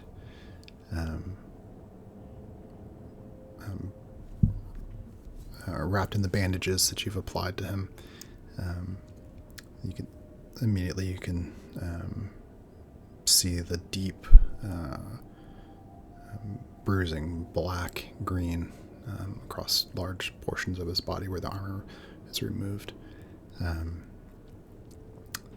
The bones in the shoulder, the hip, the leg shattered, crushed in places. Damage extensive, and more than likely you'll have to amputate. But there's a cough from the man. And a groan, squints up at you. Boy didn't explain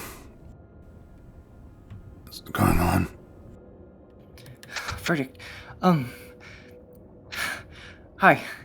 Hello, I'm sorry you were involved. I'm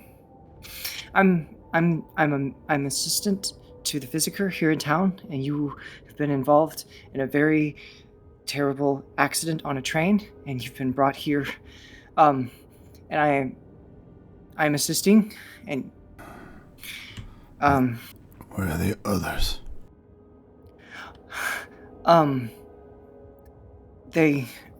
You were the only person recovered from the accident that was brought back.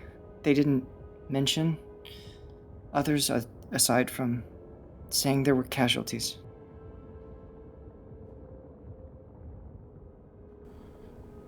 You see him start to try to sit up. Oh, no. She tries to stop him from moving. It says, you've sustained a lot of very severe injuries, and they will need to be treated. I will need to treat them.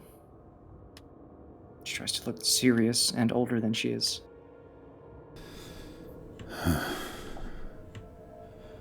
Are you the one in charge here?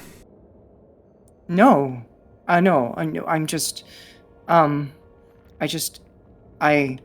am helping... I help with the injured. I'm the person who helps the people who are hurt. I need to speak with the mayor of your town. I don't... We lost many people. What?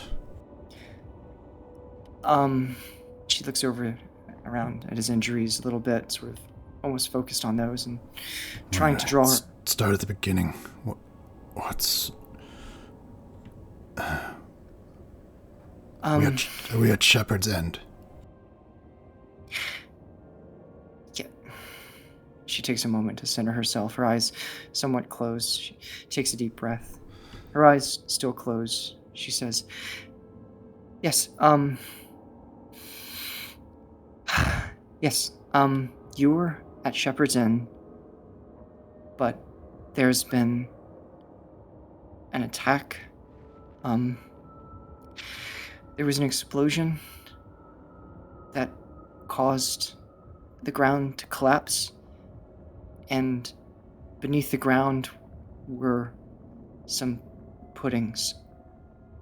Creatures, they're puddings, and those creatures attacked the town, and we have, I think, stopped the attack, but we've lost many people. Was there a creature, shell-like iron, the size of a barn, spiked? What? No, it was a chicken.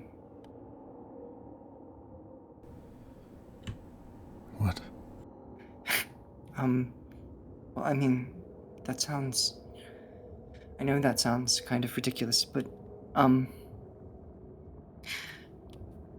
there are other people who would be better at this. Listen. Go, whoever is in... the deputy, your sheriff, whoever's in charge, go fetch them. Bring them here, I need answers. She sort of steels herself. The people who are in charge are missing, and I'm responsible for making sure that you're healthy and your injuries. And so I'm in charge of you right now.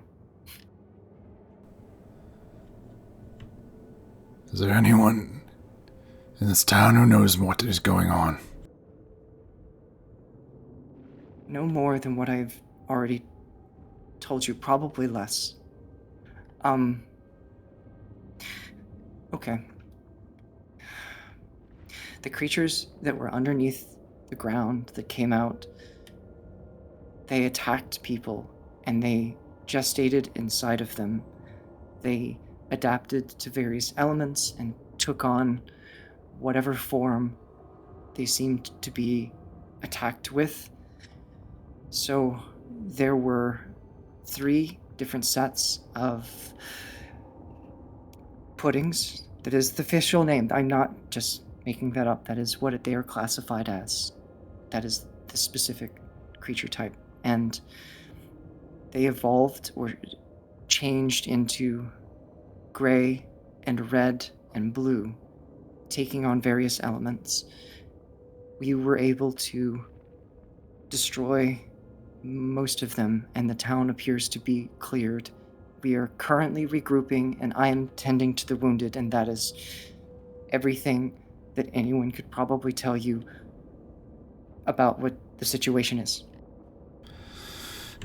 You, that boy outside, you go to your town's harbor and you tell the harbor master no ships are to leave the port. We need those ships. You do that now. Sir, there are no ships. The last ship that was supposed to arrive did not come into town. I'm trying to remember if she knows this or not, so stop me if this is wrong. We discovered debris that suggests that that ship was destroyed somewhere, and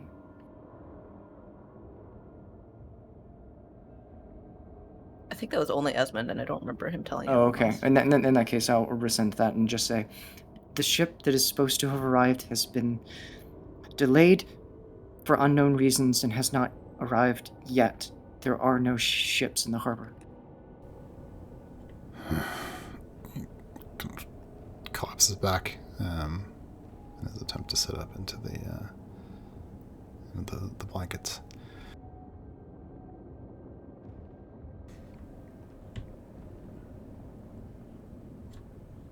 The train's destroyed. Again, that's a question. As it was described to me, it sounded as though it was not in a state to be recovered with the assets that we have at present. I'm not certain if you're aware, but the fabricators and remind me out of character, Chris. The fabricators and Givers. The magic of the fabricators, the givers, does not appear to be using... It is not working presently. Also, our automatons appear to be off because of compass-related issues. There are creatures of some kind that exist and are very aggressive outside of town that have attacked people. We were hoping to use the train to make our way towards another town. But that does not sound like an option currently. It sounds as though we are stuck here with no means of escaping. Your givers, your fabricators. It's the same here as in Mirrodale. Damn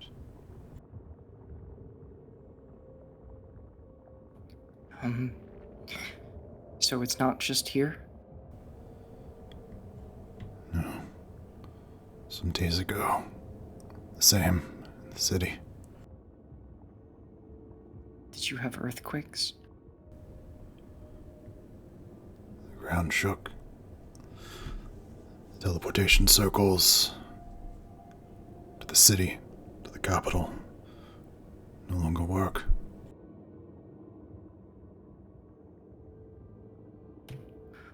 Sir, I can tend to your injuries, but in terms of who is in charge here, I think that is would very clearly be yourself.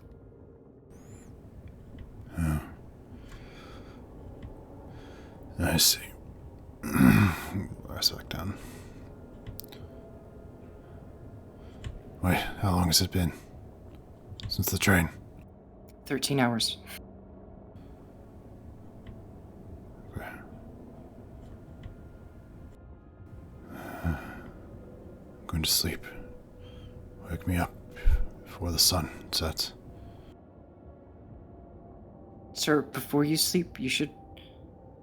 If you have any instructions for what we should do, I can relay that. Food, supplies, all you can gather. Make sure it's safe. Were there supplies on the train? Yes, as much as we could bring from the city. All right. Rest and...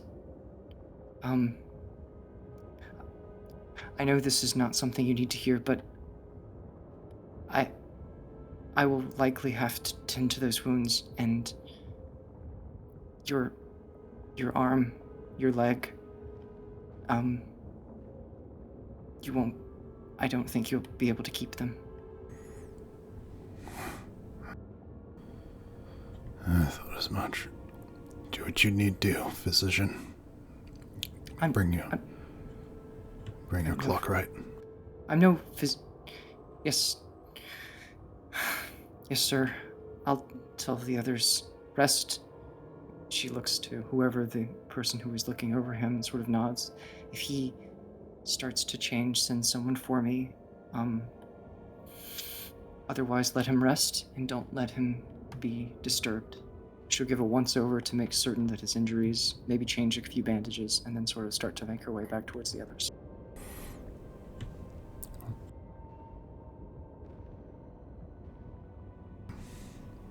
Yeah. By the, Shalti? I think Charlotte actually would probably, unless something happened within the next 5 to 10 minutes at the tavern, at the Dry Iron Pub, she would have made her way back to the Green Cell, since that's where she told her siblings to just bunk down for the night, because she is exhausted and could not stay awake anymore. So she might run into Ava on the way back, but either way, she'll just head there and sleep. Okay. Just for ease, let me have you guys still finishing up the last of like organizing supplies and things like that at the Driftwood Inn. Just like information can be shared at the same time. When Ava gets back.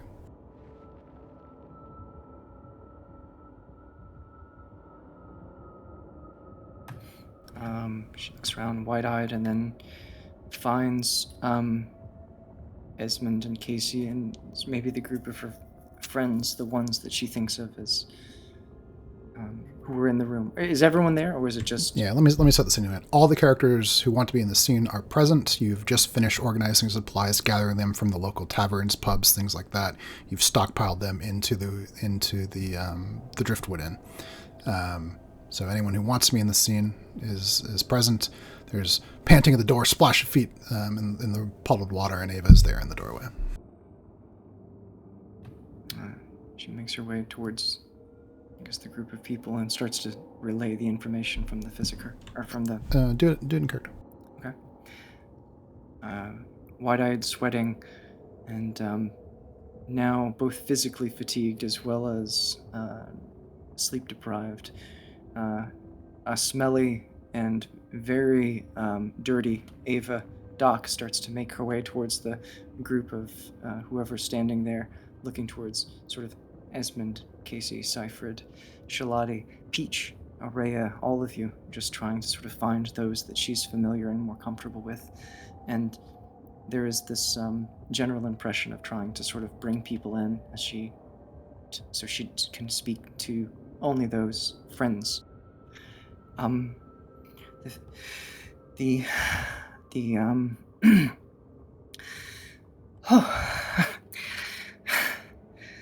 The verdict is awake, or was awake. He was awake for a little bit. The fabricators, the magic for the givers and the fabricators is not just here. He said that it was also occurring where there was, and he asked to speak to the person in charge, and I explained that I think that would be him. I tried to catch him up with all the information that I know about the train, about the creatures, about the puddings, about everything, and his injuries, which doesn't matter. But he said, I asked him what to do, and he said we should gather supplies as much as we possibly could, and that there were supplies on the train that crashed.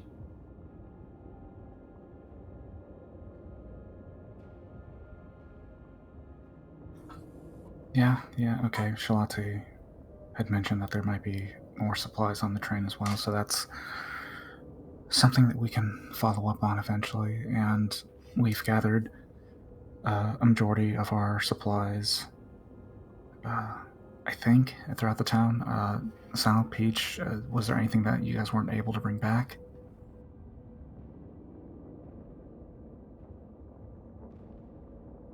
Well, there's plenty we couldn't carry in one go, but we got a list of all the important stuff we can gather up for nightfall if we have some extra hands. That's what you guys just finished doing with the help of some of the people in the Driftwood Inn. You telling them like where to go. They've pulled all that stuff into the Driftwood. So anything in the immediate area has been gathered based on your previous look around. What I meant to say was, yes, we got everything. Okay, great. No one should be going out to the train wreck, not with whatever those things are. That if there are more out there, that's no one should get out there right now, being as exhausted as we are. Okay. Did the verdict say anything about a plan about helping us get out of here, or like working on something? He mentioned the delayed ship. I explained that it has not arrived yet, but I think that was his hope. It sounded as though he was attempting... It won't be coming. For how long? And all the madness, I forgot. When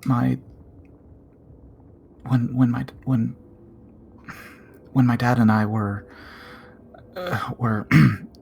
looking into the issue with the compasses, we ran along the beach to the north of the town and found driftwood and supplies of a broken ship.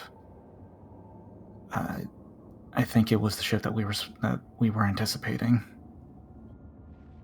Broken how? If that was the way the verdict was laying in a leak.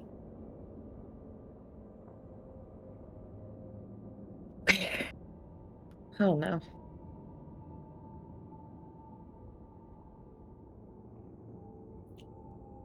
Were there blood or bodies? Did it look like something had attacked it out on the sea? No. We only found bits and pieces of the ship, but it had the initials. Chris, can you remind me? Otherwise, I'll have to go through my notes. It wasn't initials, but I think the letters that you found. OWER.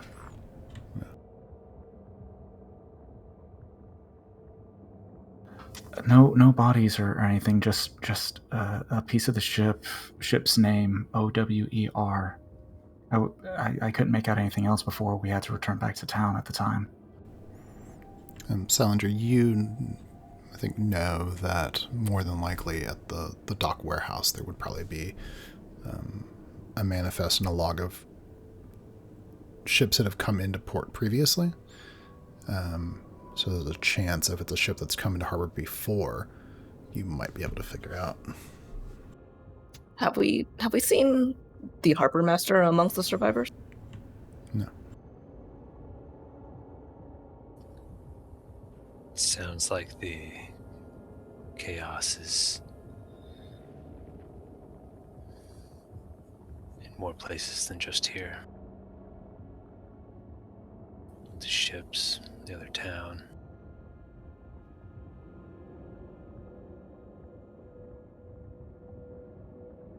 It might not be as simple as just staying and rebuilding.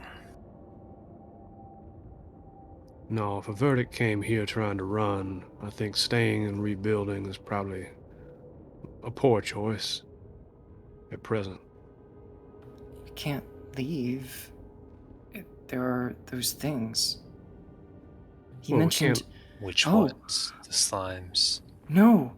Oh. Arnakis? No, something... He said there was a creature with... A giant creature with a shell and spikes. It's what they were fleeing from. It's even more reason to leave. Go where? The only other place that we could potentially go to is the temple. The dwarves are there. I think the dwarves are the least of our problems right now. No, but they could help. They've faced all manner of things. Maybe they have some insight. Now, if they don't try and hurt you first. I don't think they can blame this on me. I think they'll see reason. No, I think they'll see reason. Have some faith, and my sisters surely have changed their mind while they've been there. At least we can hide you from them, though. And I do think the dwarves are not our worry. We can't go there, though. That's not... Because we have injured and elderly and children, and that's 2 days travel by Elderly foot. and children can walk. They have feet. The injured we can sling up between what goats remain and carried and carts. Unfortunately, I think staying here is an impossibility. Why is it impossible? I don't think something's going to... Don't you think we faced the worst of it and that... No. I think there's more to come. If the verdict was fleeing with the remains of a city from a large creature, that means that creature... I think we are very lucky that we managed to get rid of the one that we had here. Oh. What happens when that one has eaten everything that is nearby? Well, but then... Where does it go next? To the next city? Well, nothing is safe then. I mean, by that reason, the temple is only safe temporarily until something else happens. And the temple is at least a stone building that is on top of some cliffs in the middle of water. It's a little bit easier to hide people in it than in a town that is spread out with no walls. We tried to hide people in the lighthouse, and that didn't work out too well. Well, it was a matter.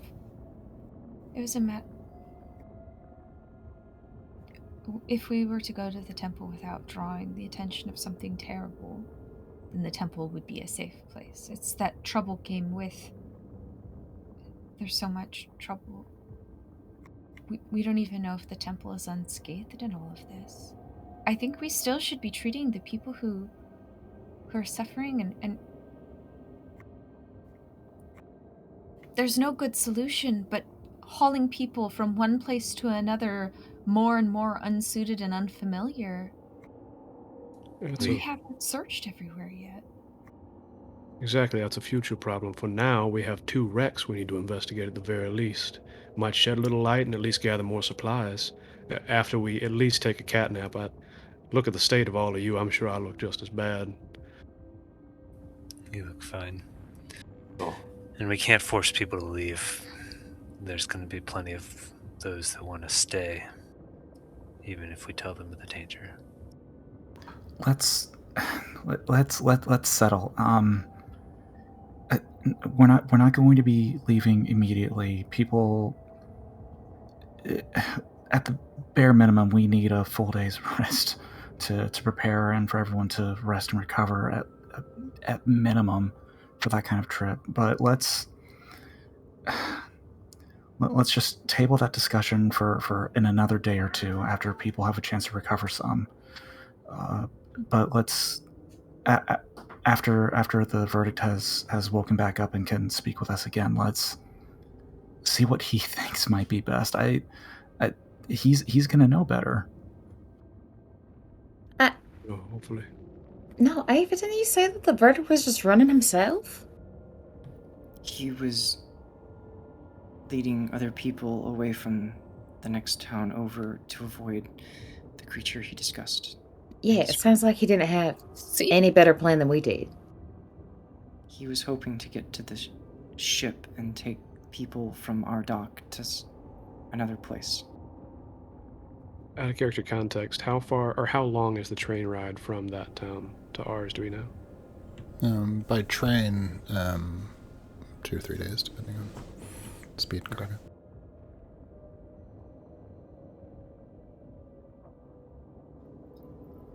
If we're planning to wait for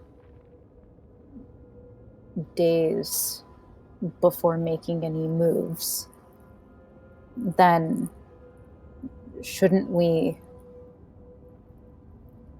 investigate some of the more difficult areas of supplies, like the tower that was mentioned or the train wreck?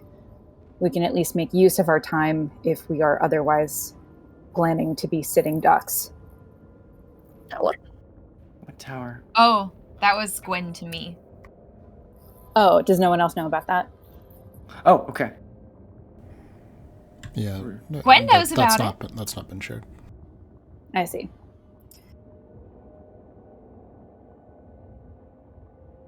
And we still got a lot of missing folks. We've got supplies to gather at the ship and the train. That'll at least take another day, and that'll give us time to make our next move and decisions. There's a handcar at the station that we could use to get to the wreck. And there's a log at the harbor master's desk I can use to figure at least something out about that boat and why it might be on it before we go. I think we should probably also check and see what boats are in the harbor. See if maybe some can be used to take people. If someone has family in another city on the coast, maybe they can take it if they want to. It's probably too few to take very many people, but the people who want to, it should be made available to them. Or a messenger. Those dinky little rowboats aren't going to make it past those sharp waters at the end of the cove. Mm-hmm. Not talking about the rowboats, I'm talking about the fishing boats.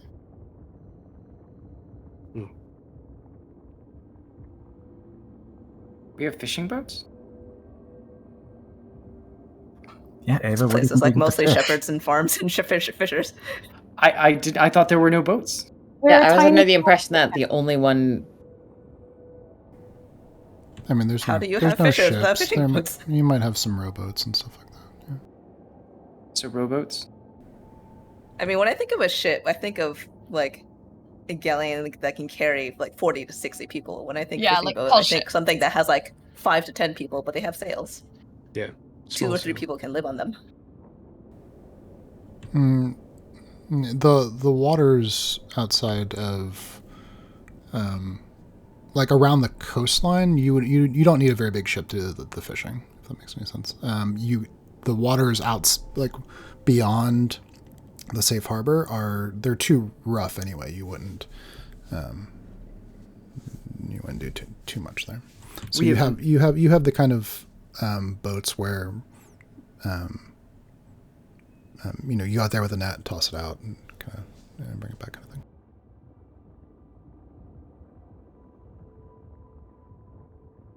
We've got harbor shipping boats, but not like seafaring shipping boats.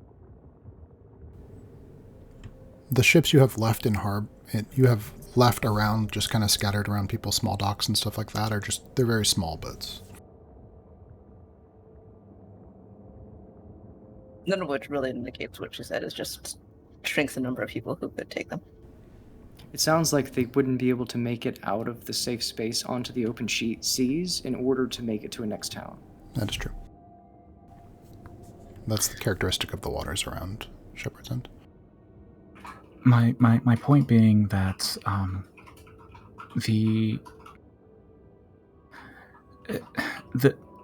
the verdict is trained to work in and come up with plans in these kinds of situations. When he wakes up and he has a chance, we have a chance to break everything down for him. He'll be able to tell us what the next best move should be. Okay, so if we have a list of people and supplies, I can bring that. He said to wake him before nightfall, and I think that I will need to get some rest before then, but if he has that, then maybe he can figure out something from the information. Yeah, I think it's time that we all take a rest. I feel like I don't know how much longer I can stay up.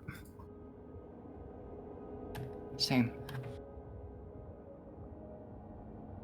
Hope I'm not out of line in saying that I'm gonna gather a guard rotation where people just keep a lookout. No, we should absolutely have people on watch at all times. We shouldn't believe for a moment that we're totally safe. I'm gonna check on Lily and then try to get some rest. I'll be out at the farmhouse where the verdict is, or no, actually, there's no bed there for me. I'm gonna go by and sleep at the apothecary, and then I'll have someone wake me before the evening and go check on the verdict and wake him. He's gonna... Oh, I didn't tell you. He's gonna need surgery, and it's going to be very substantial. Is that something you can do?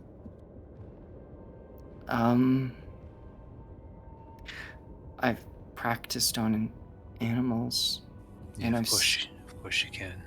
Ava, could I take a look? I mean, I don't understand the science of it, but there are...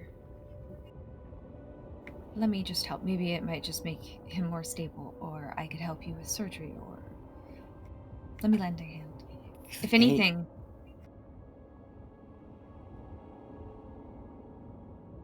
Of course, yeah. No, and please, if you can do anything, it will be the most substantial one that I've done directly without a primary physiker to assist or observe.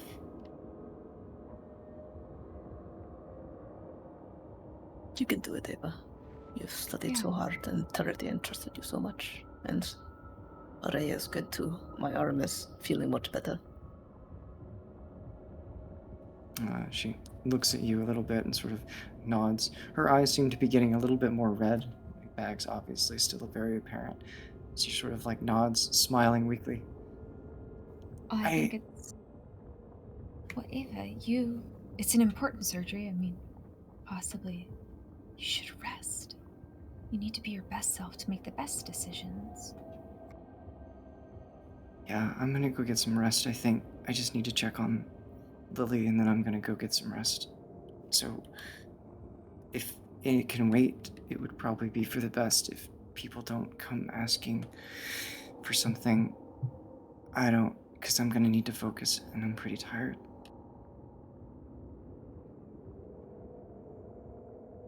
And then she sort of just nods towards everybody and makes her way upstairs after her sister.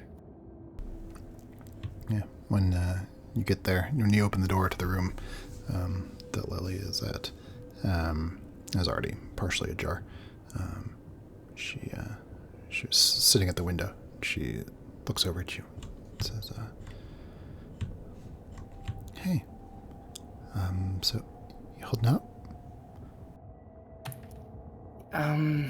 No, I mean, yes, but like, I'm really, really tired, and, if you need to rest, it's fine.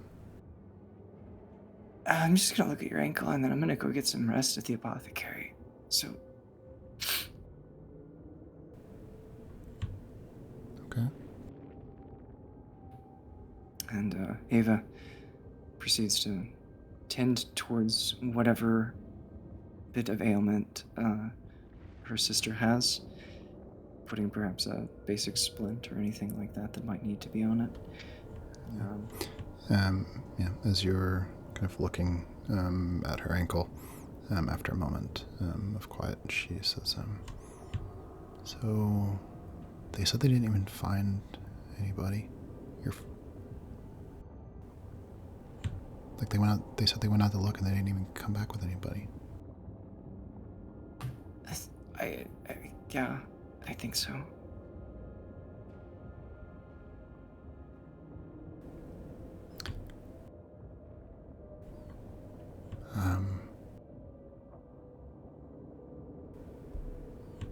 Yeah, I mean, what do you think it means? That people are, still hiding, hopefully?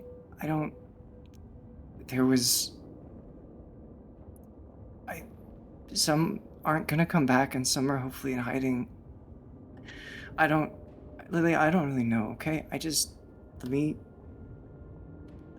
have a lot that I need to do, and let me just take care of this, and I don't know beyond that. I have to go do more. I mean, like, did they say if they're gonna go look anymore? Because, like, they haven't found Mom and Dad. I don't know.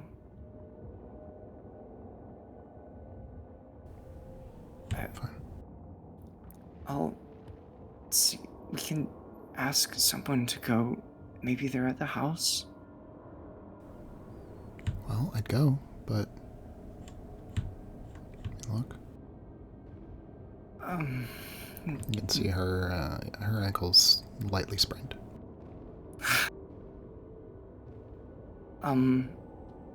No, it's fine. Just,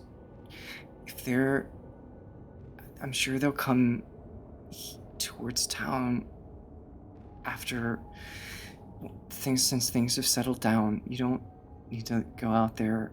It's not safe to go places alone right now. So stay around other people, and someone will look for them if they don't come here soon. I don't know,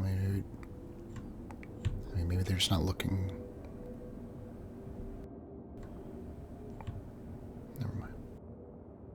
I don't know, okay? I just stay off of your ankle. I need to go, okay? I have to go. Okay, fine. I'm just saying you just got here. I don't, Lily, I don't know, okay? I don't know. I have to go. Stay here. Okay? Fine. Okay. She starts to make her way out of the room. Okay. Probably a couple of you heard that. Me, Kate the Observer, is really upset for Ava. Like, you didn't deserve any of that, honey. Like, you're okay. You're doing your best. Yeah, she makes her way down, still a little bit upset, but doesn't say anything as she exits and makes her way towards the apothecary.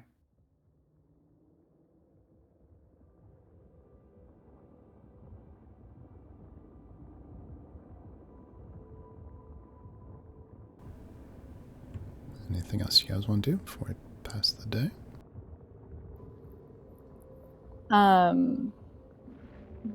Seifert will just leave to do some more scouting and searching in sort of circles nearby to pass the time until anything is happening. Do we want to head to the train today?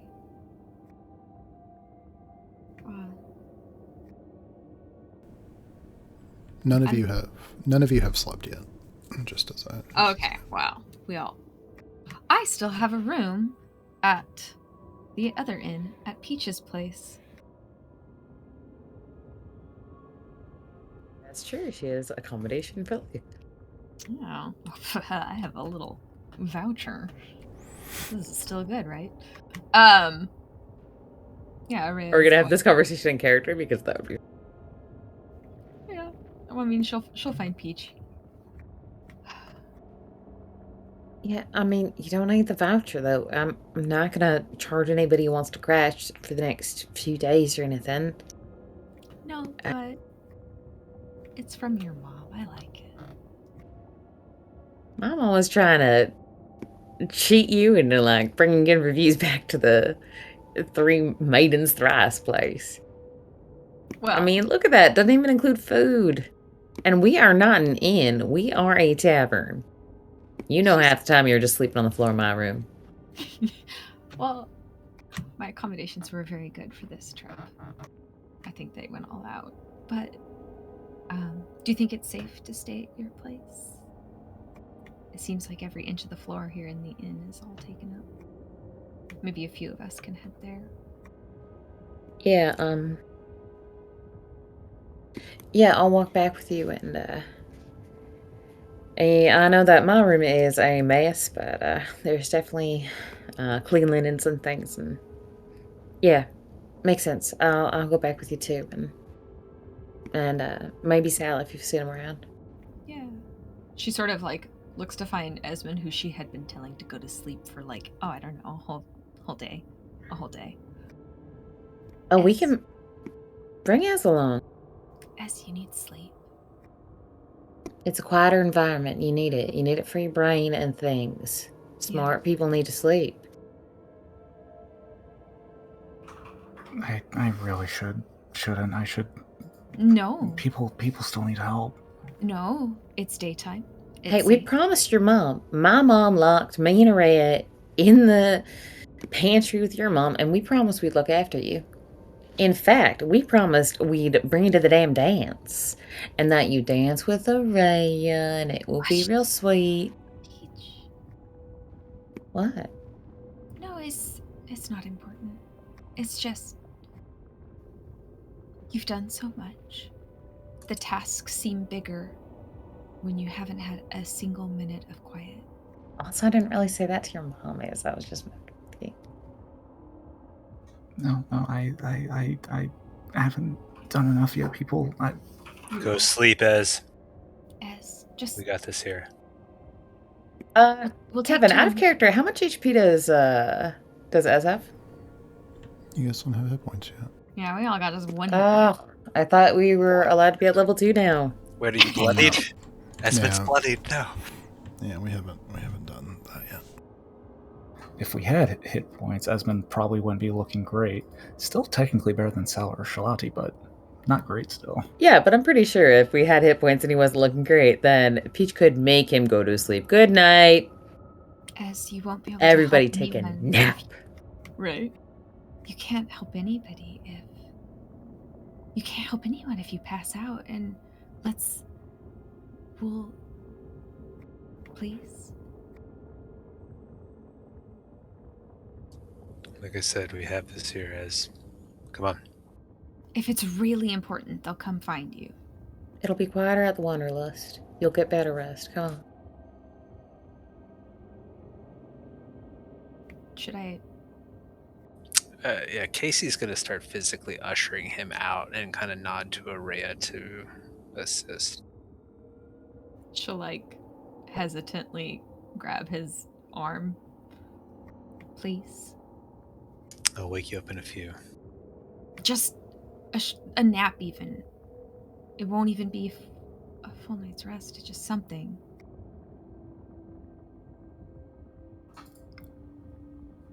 Esmond doesn't say anything further, but his head hangs down. He's looking at the ground, and he just lets y'all lead him. Peach does kind of look for Sal on her way out, but if she doesn't see him to flag him down, she wouldn't like holler for him. Is he in the room? He was doing a full watch. Oh, Yeah. then no, he's not. He was doing a watch, and he'd coordinated with a few other people to take over the shift Cool, afterwards. no worries.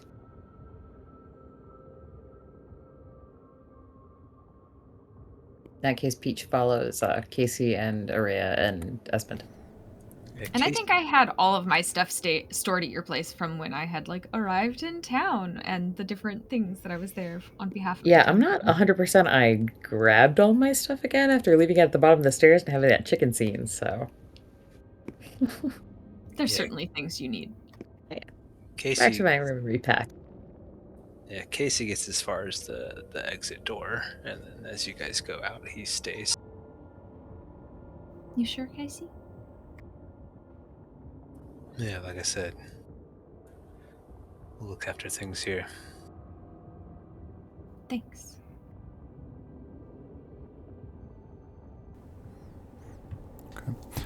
Charlotte, I'm presuming everyone from that had been at the grain store has been moved to the Driftwood Inn. Oh, okay. Yeah, I mean, wherever they would have stayed. Yeah, I think all the survivors are in that area, and probably surrounding houses if it's overflow, because there's just buildings at this point. But let's say, yeah, at some point you... Actually, if they were moving to various inns, Charlotte might have leaned on Peach, since it seems like it would be less crowded, and she has that personal connection, and so it would leave room for other people.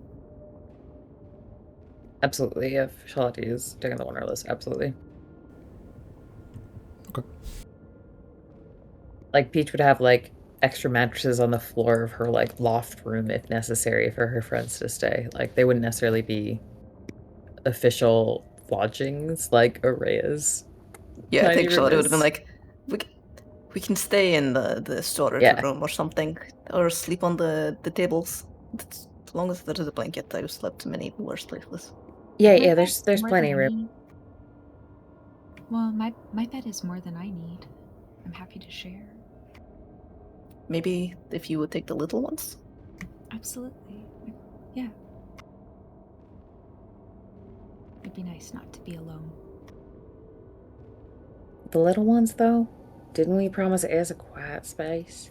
No, if they're in my room, then it's quieter outside of my room. Yeah. If you need comforting, I can sleep on the floor in your room as well. Yeah. Bring the whole family on. Wish that. It's good. Thank you.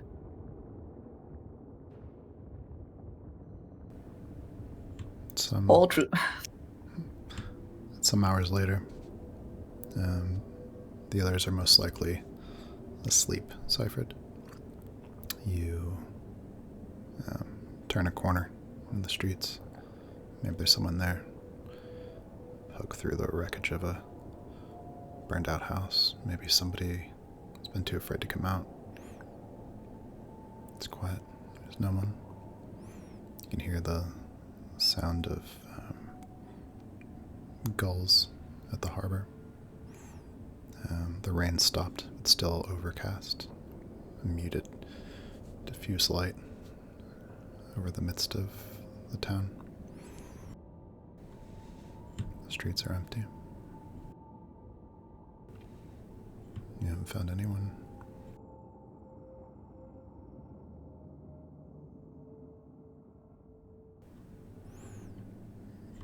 You feel a little bit lightheaded.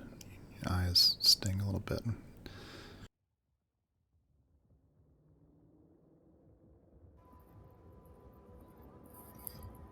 She hesitates in the street, looking around bleary-eyed, pushing on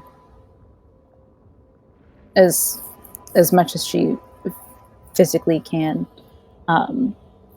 She tentatively calls out into the damp air.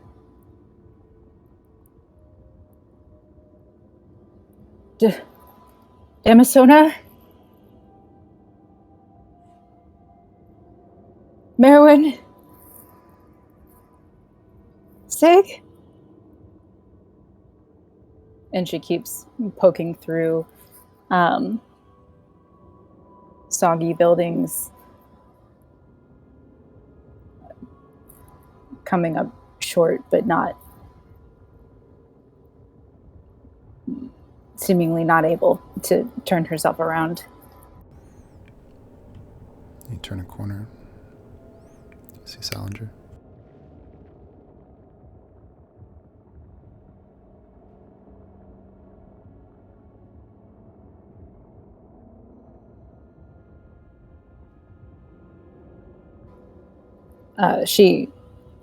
She hops over, looking kind of haggard and a little bit wired from pushing herself to keep going.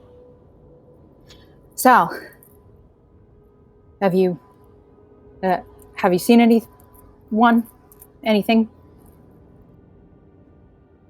No. Been quiet.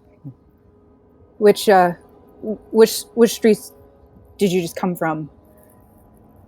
Well, I've been here a little while now, just keeping watch, make sure nothing comes by and nothing has. I mean, before that, Peach and I went and checked on the storehouses, the inn, a few other spots. You find anybody? Found anything? No.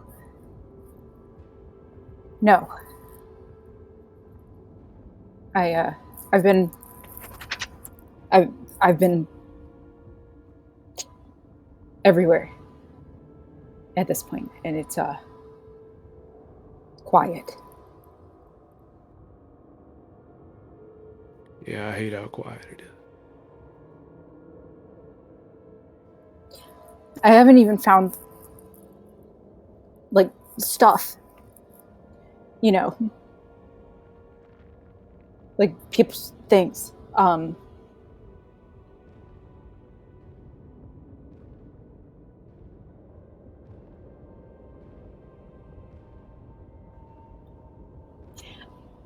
How are we supposed to be able to tell who's gone if there's nothing?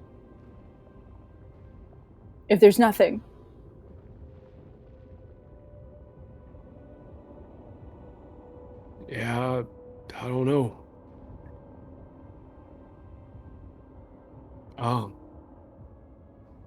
They could just be hiding. They probably are. That's what I would do if I was them.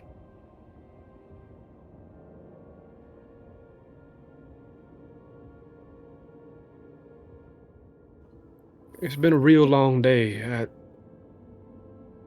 Maybe they just found a good hiding spot, dozed off. We'll see them in the morning, Probably. If we don't find them before we leave,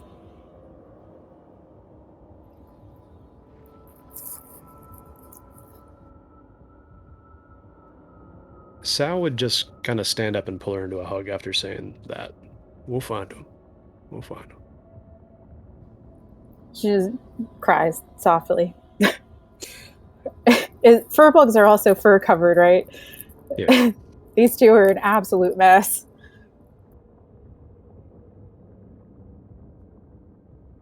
Go sleep if you can. I'm gonna try and pass out as soon as I tag in the next person to keep an eye out. And there's one thing today taught me is that I hate surprises even more than I knew that I did before. No more of those.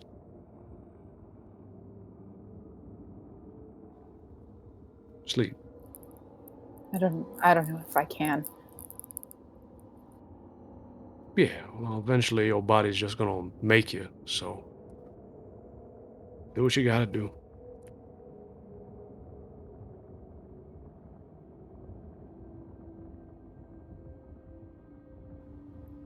I'll follow you on your rounds for a bit more, if that's fine. Of course. And she'll just sort of fall back quietly and kind of is doing like zigzags of searching around wherever Sal goes. There's one thing about Sal's rounds you would notice as he's walking. He won't go anywhere near the direction of his home and has been avoiding that part of town.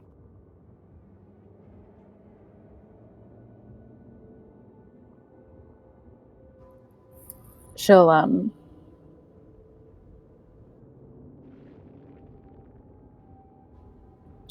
notice it, but she won't say anything.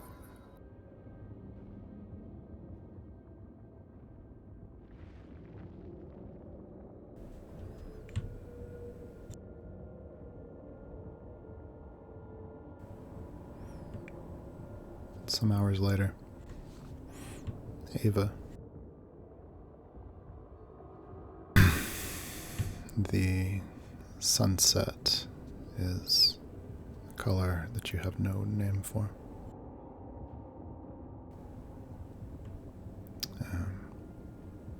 You feel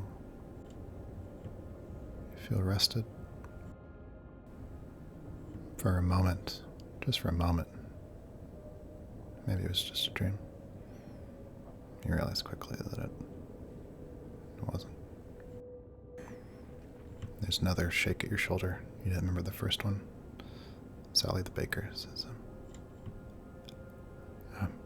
he asked me to wake you up before it got dark. She grasps onto her arm. She sort of comes to and shakes her head, nodding. Mm-hmm. Thank you. Yeah, I gave water to everyone downstairs and checked the bandages. There was only a little bit of bleeding from Mrs. Meyer. Okay. Good. Thank you. I have to go perform surgery. I will be gone for some time. If someone needs me, I will be at the, I want to call it a barn, but I don't know if that's right. Yeah, there's a barn next to the granary, and that's where you're keeping the verdict. It's away from all the other people who had previously been there. Perfect. Yeah, she describes and tells the name of it. That obviously they would all know. I'll need to get ready. If anyone needs me, send someone running for that. Thank you. And then she's going to get up, and after the person sort of leaves the room, make her way towards the mirror and sort of look at the state of what she's in. And she's probably still in the clothes from the day before. She takes the time to clean herself and change clothes from what she was wearing the day before gathering all of the supplies of the things that she would need, trying to check and double check everything, going down a list in her mind, and before she leaves, she, assuming you're okay with this, remembering something she had asked Teridian about him ever being nervous about trying to tend to wounds, and a comment he made a long time ago,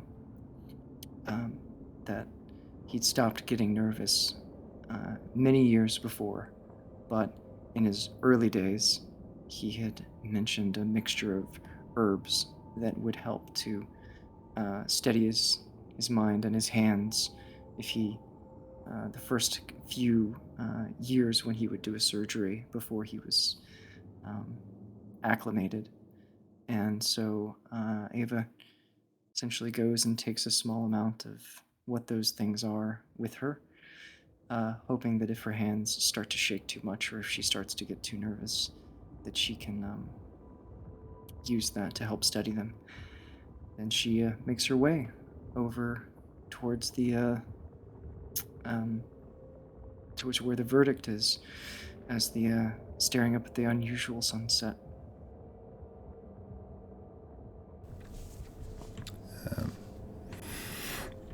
By the time you reach the barn, the sun's quite low on the horizon. You can just see a sliver of it there.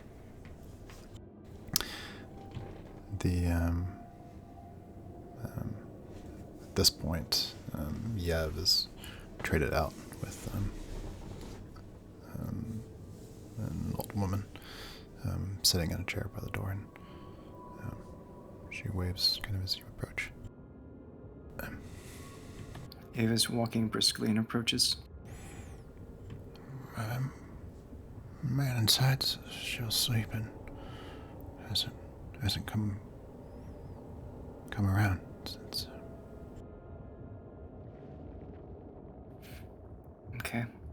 Has anyone come by with a list of maybe the people in town and supplies or something like that? Yeah. They said they didn't know if it was everything, but that's fine. Thank you. Thank you. And she heads inside towards where the verdict is. Finding him, I guess, still asleep. If he is, she will gently try to wake him from his slumber.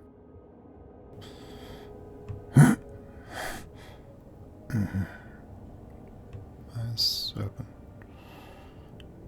Looks around, doesn't really move much. Verdict? I should probably... I never got your name. Lethedrin. Lethedrin? You said to wake you before dawn, and it is that time. I have some information for you. You have some decisions to make, perhaps, or some advice or a direction to give, but I'll need to begin a surgery very soon, and you'll be incapacitated for some time during that process and for a time after. What's the risk?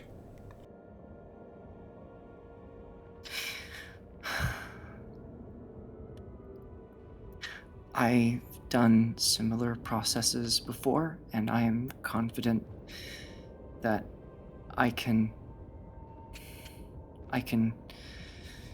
I'm very confident that you will still be alive, but it will be an adjustment when you come back. Your name? So just Ava. Yes, sir. Ava Porter, but everyone calls me Doc.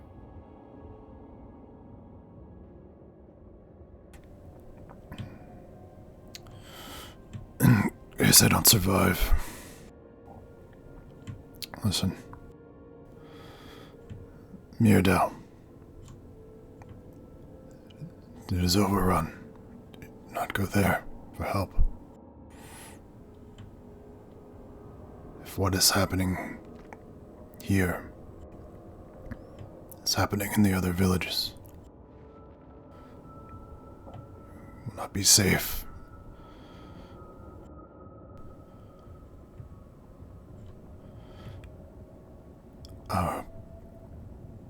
Communication magic cannot reach the capital. Teleportation circles stopped responding.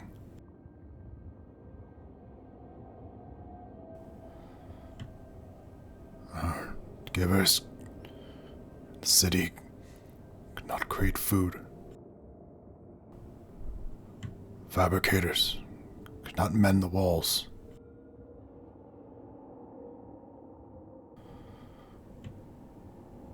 Don't know where the beast came from. Much like your story, seemingly from nowhere, from the forest. I feel worse than before.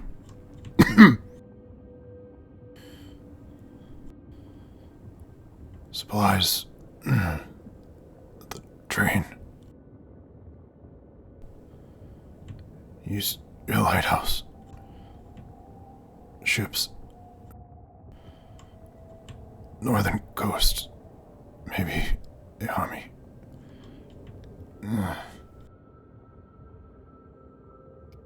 Sir, we have about 100 people who are still survived. The able persons have all gone to the war front. We have injured and elderly and children. We don't have any ships. We don't have a train. How are we, what should we do? I don't...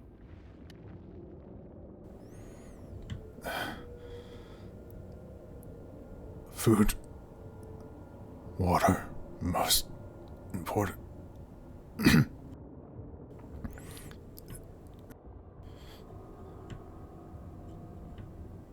Have you been attacked?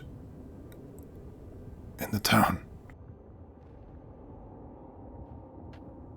Yes, by the puddings that I described. It was the creature that was amorphous and changed. But the threat is, right now, I think it's been dealt with. The town is secure. But how do we avoid creatures coming from the woods? What should we do? Should we prepare, or... Fortify your position. Supplies. Okay. You'll need food. I understand. Okay.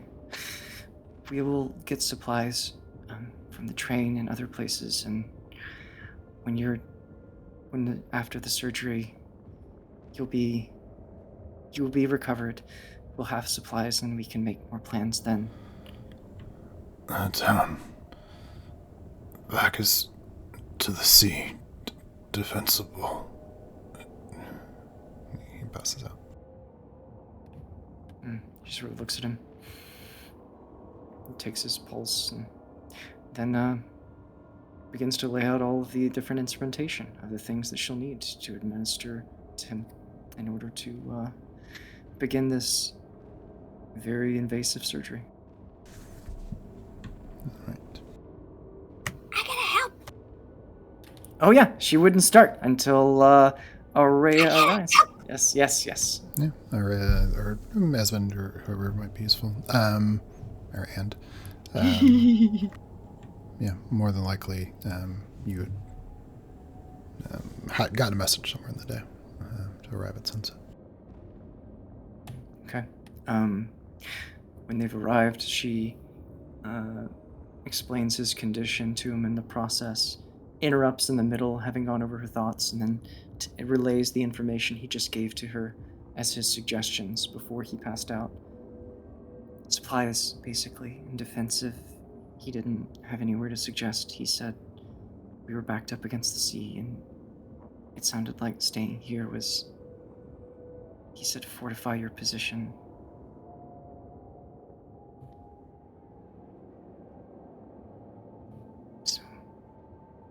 So supplies and weapons. Yeah. Okay. But that's for later. For now, here's what I'm going to need you to do. And she starts to explain how they're going to help in the upcoming procedure.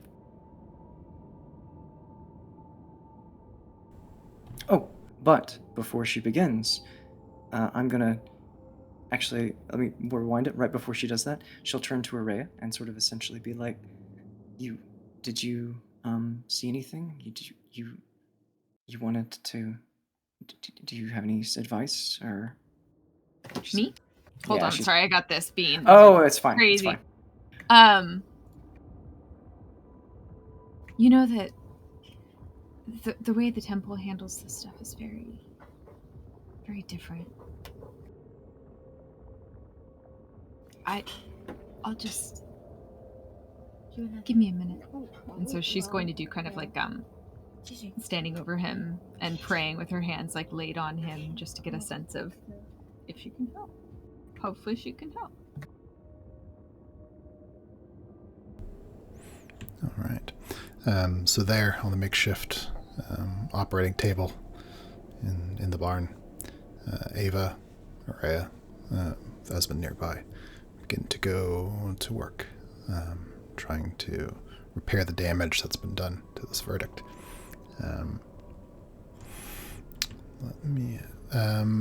Esmond.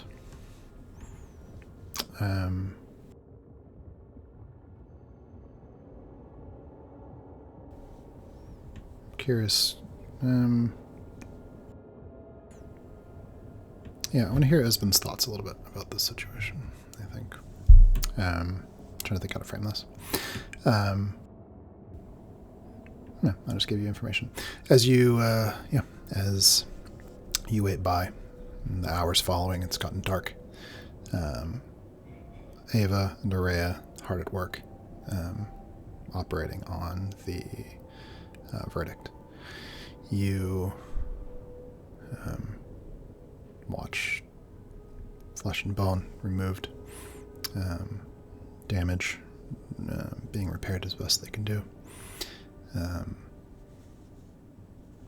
You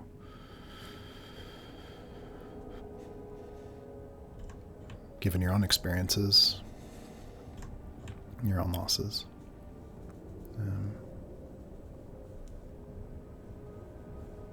there's some thoughts that come to mind. Do you have the right materials? Do you have enough metal? Could you make it work?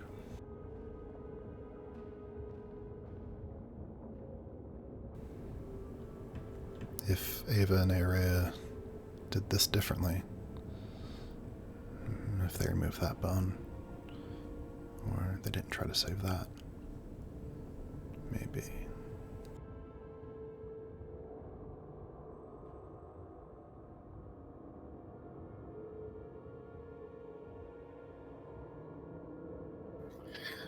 Are you asking, sorry for clarification, are you asking for Esmond's thoughts on how the surgery is proceeding, or just... Build him better. $1 million man. I think what I would say is this. The thing that makes the most sense to do, to simply amputate, is not necessarily what would be best for you to apply your craft. You would need to give them input and even tell them that you have the idea.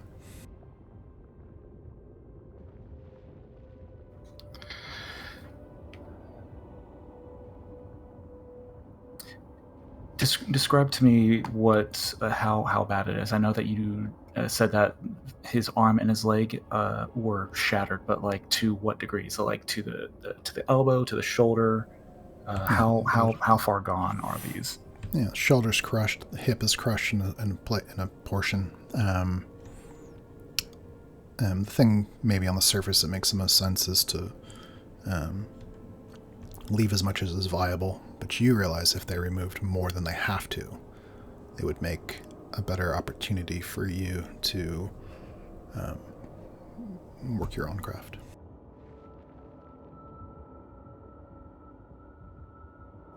Before you two go any further, I have a recommendation, or a suggestion, rather.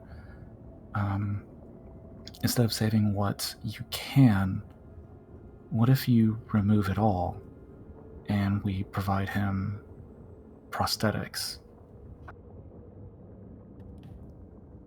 I don't know how to do that.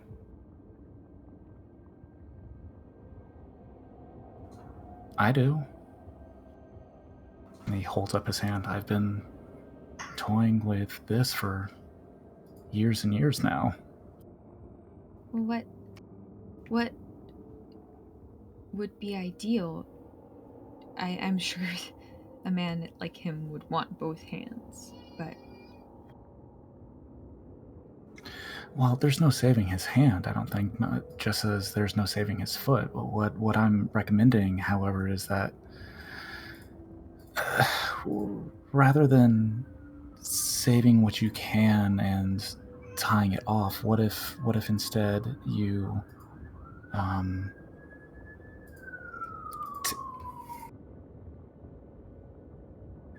no, they're coming.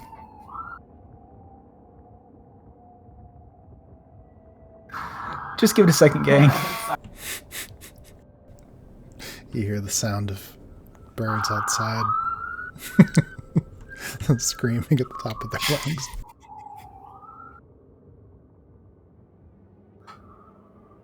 Nope, still not gone. While we're waiting, Chris, what Esmond is suggesting, obviously Ava's not attempted it before, but I think she understands and is able to connect what he's implying. If she were to weigh the risk towards the patient's life, is the more invasive procedure more risky? Yeah, what Esmond's asking you to do to create a proper seat for more stable and deep-mounted potential clockwork prosthetics is a much more dangerous surgery than just amputating to avoid the rot. You could potentially do a lethal amount of damage if you make a mistake. The prosthetics you could give to him, if you don't do what Esmond's asking, would be adequate probably for him to hobble or handle rudimentary tasks. But Esmond's ambitions for the clockwork prosthetics would require much more invasive work. If you remove it all, if you save what you can, we can craft him some prosthetics that would allow him to continue to walk or use his arm, his hand. But that's all he'd be able to do. But if you remove the entire arm, allow me to craft a full prosthetic for him, he'd be able to continue fighting, continue to be a verdict. I can't do that. I have to make sure that he is alive. If he wants to do that, that's his choice. I can't make that choice for him. I have to make sure he's okay and give him the best chance.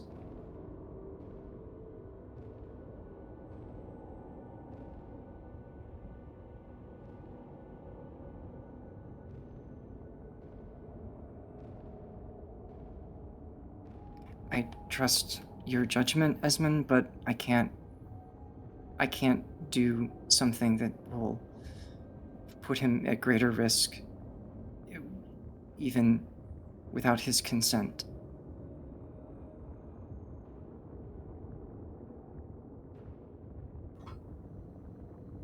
No, you're right. We're already far into surgery, aren't we, DM? You're not at the point where you couldn't turn, or I should say, you still can make the decision at this point in the surgery. But if you finish everything up and then you've saved his life, it would take probably years before it would be reasonable to try to then try to later do what you would need to do for Esmond to do his work. You would want to do it now. Ava, a lot of what they teach at the temple is more than just caring for the body, it's for the soul of the person. Look at him. He nearly died trying to save people. If we reduce him, I think if he was awake, what Esmond could do, he would still be a shadow of what he was before the accident. We need someone like him now. We have no one like him. All of Lux. Don't you think that there's a way that this is not just better for him, but better for the kingdom? It is really, what Esmond is suggesting is really, really invasive. It would be incredibly risky. This is a challenge already, and I don't know. Well, I mean, it's a challenge no matter what, but what are his chances of survival if things get bad and he doesn't have maybe something that Esmond is offering? Are we truly saving him? well, Ava, I know it's all three of us. The decision wouldn't rest just on you, but it would be possible with your expertise. she looks at the two of them and then down at the verdict and back to Esmond.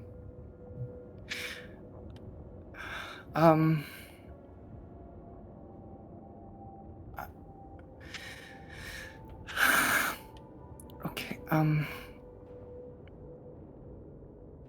don't... Okay. DM, we didn't really explore a lot of this. I don't know what standards or ethics she would be bound to. So if this is far against what she has been taught, I won't make this decision. But if it is if this is an area that it's a gray area and it is a choice, it is something that she would potentially do, then the decision, I'm going to continue with this decision, which is to say, she looks at the two of them who are sort of hold on, before we go back in character. Sorry, Charlotte? Was there a reason that Esmond wasn't brought around to look at this before the surgery started?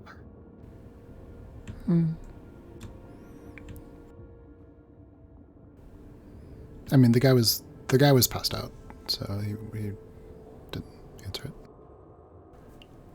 I mean, I think the question here is consent from the verdict, not whether or not. Right.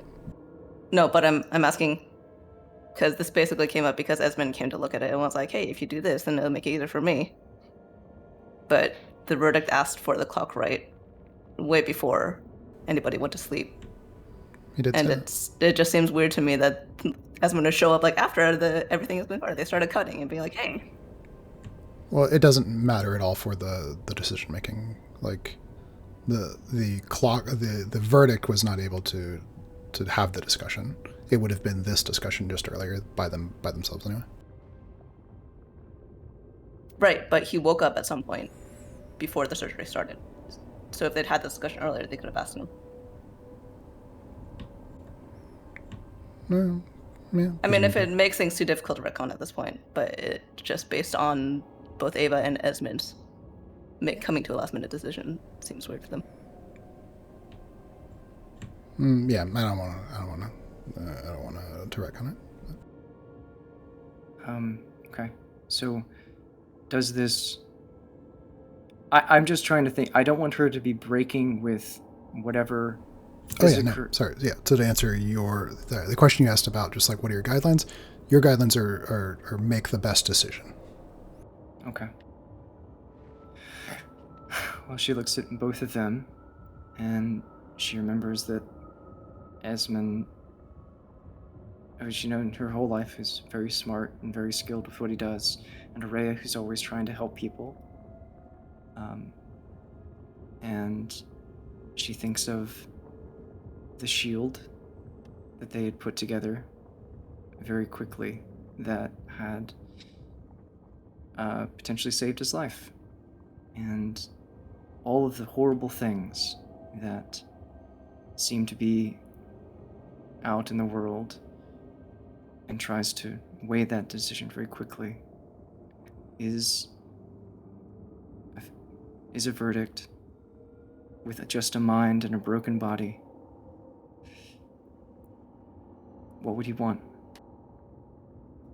And she nods towards Esmond, says,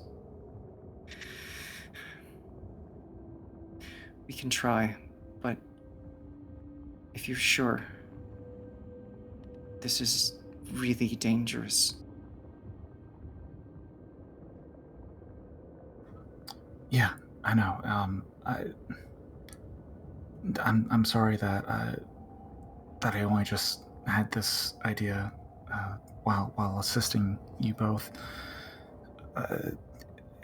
If you're not comfortable doing it, I'm not going to push the subject. I'm just recommending that if we have him here, we have the opportunity to allow him to continue to fight, to continue to protect as a verdict, to help us survive this whatever is coming. Yeah, she seems to think back for what Teridian taught her, and she agrees. She goes with the more complicated one. She's gonna give it a shot. Says, okay. We'll try to not just save his life, but to try to give him back some of who he was. We can do this if we do it together. We can do this. Let's do this. Yeah. To give you, I think, a gauge for difficulty,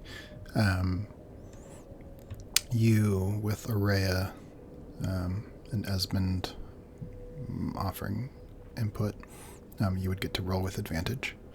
If I remember correctly, this is your best thing, so you get to add a d6. Is that right? Yeah. Okay. This would also be my best thing. I could help. Yeah, so the difficulty you have to reach to successfully do what Esmond needs you to do is a 20. Okay. Gonna give it a shot. Okay.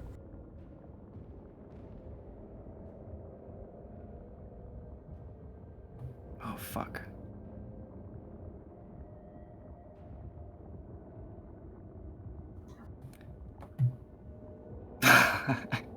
It's just one short. One shy. You don't have an inspiration, do you? That was with the inspiration. No, that was with the advantage that we had. If you use inspiration, you get one more roll. Well, no, the first... Shame you can't reroll the 6. Nope. Right. Describe to me the process of... You don't have to go into medicinal detail, but just the character portions of the 3 characters in the midst of their operation. Ava cuts away all of the unhealthy tissue and broken bones, and puts him into a state where she realizes that this would be enough. She could just patch him up. She could put together the bandages, close together the wounds, and he would be surviving. And then, looking to Esmond and Araya, concentrates and begins to take more, sawing away the healthy tissue, the bones, the areas that she knows that Esmond would need access to in order to put inside the complicated prosthetics that he's looking to do, holding open wounds and allowing him to insert whatever gears and mechanisms it is that he's trying to put inside.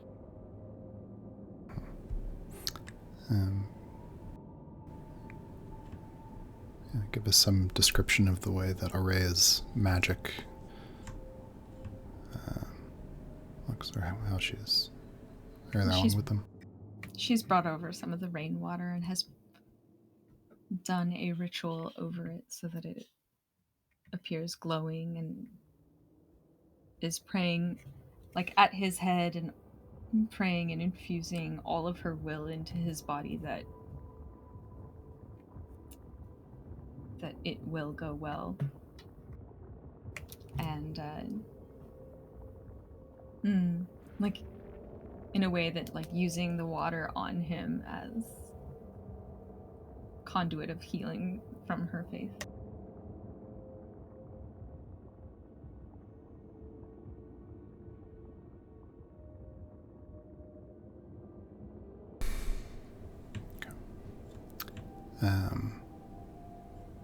As you are working,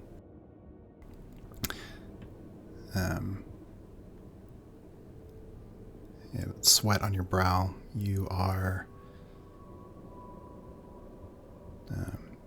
doing everything you can, all of the knowledge that you've gathered in your time of working with Teredian, everything that you've read, even trying to draw upon the insights you've had of working alone just in the past day, people who are deeply injured.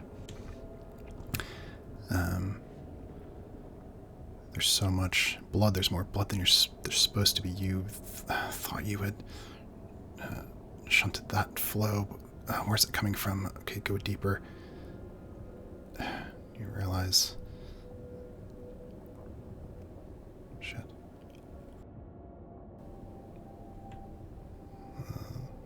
Pumping from the heart stopped.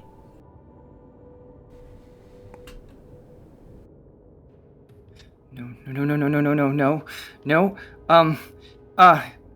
She starts to do compressions sort of on his chest, trying to get his heart started again. Esmond, as you watch Ava going to work, the futility of what she's trying to do. Too much blood. Too late. You hear Ava say, "Okay, I can do this." Surgery hasn't started yet.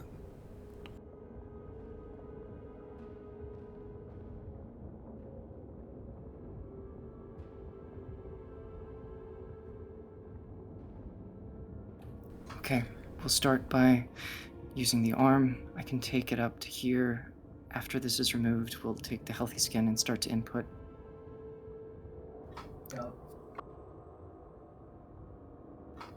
Hold that thought for a second. Didn't we start already? Esmond, I need you to focus.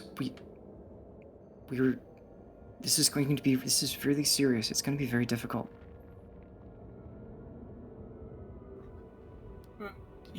Yes, yeah, he was...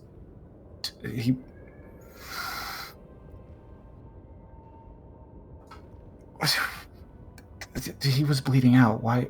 There's not nearly enough. What? No, he's... Where? He's fine. Ava starts checking all the different places.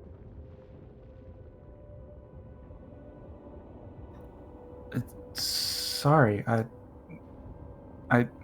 I'm sorry. I guess I'm not fully rested. I guess I'm sorry. We should continue, I guess. We can't. Esmond, if you're not 100%, we can't even begin to do this. This is incredibly difficult. This is really risky.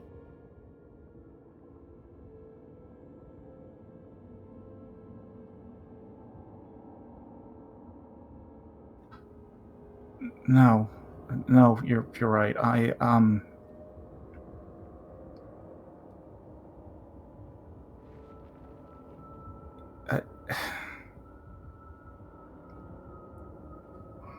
Yeah,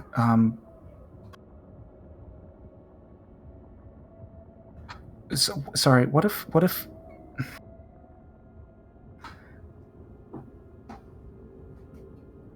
Okay, yeah, let's continue. Just Okay. be careful when you're cutting towards the shoulder for one of the smaller arteries, I think. Okay. Yeah, no, that's definitely something. Yeah. It's always a good reminder, but she looks at him for just a second and almost cracks a smile, but also really obvious. Thanks, though. Okay. I can do this. We can do this. Okay. And she starts to perform the operation. Alright. Following the same decision, you can make one more roll with advantage. Can I add a d6? You can re-roll the d6.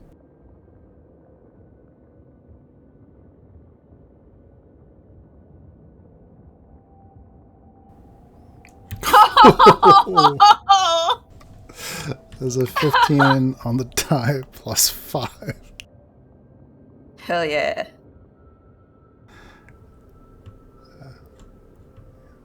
In the midst of the surgery, Ava, you start to reach to make a cut. You remember what Esmond said. Make a different decision. Hours later, pull the last suture.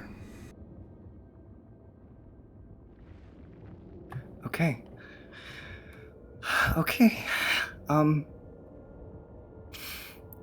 That's it. She looks to the two of them. We did it. He's gonna be... Esmond, you're right. I think you guys... He's gonna be okay. He's gonna come back and he's gonna be able to... He's gonna be okay. She sort of like grabs your hand. Ava, you did wonderful. She grips it back and looks to both of them and is like, no, we did. Thank you. I couldn't... Esmond, this is... we did it. We have to let him rest, but... Yeah. Good call, Ez. Yeah. Yeah.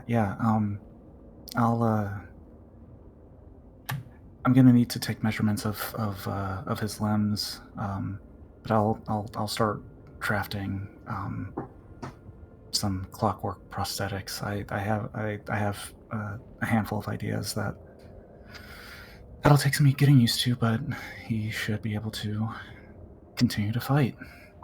Perfect. And Esmond, I know I said it was obvious and pretty basic, but like, I was caught up and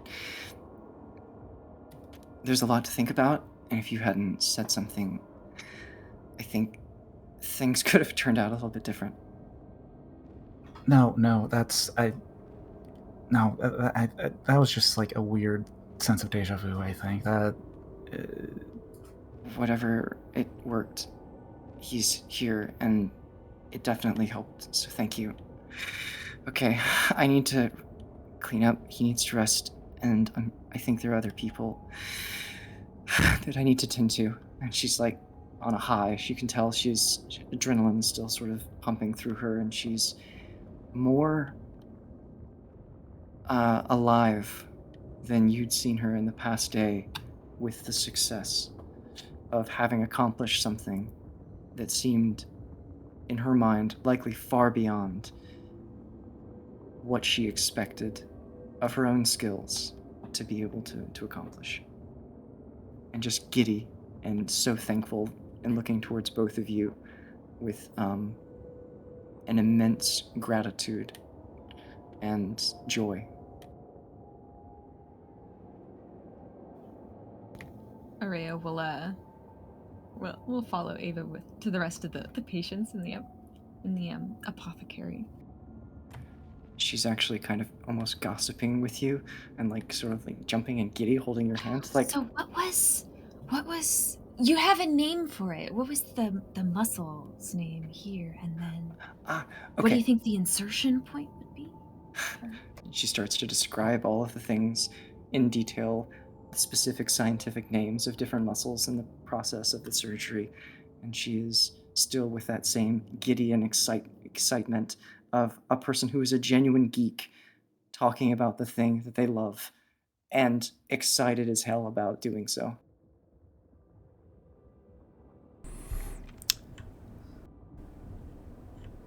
Casey, where are you right now?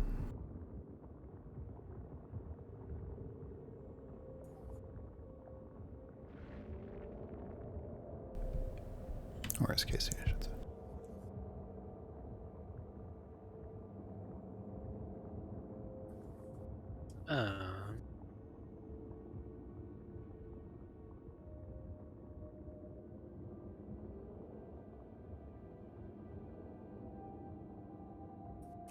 So I think Casey has probably slipped away after everyone went to rest and whatnot. And gone to his house.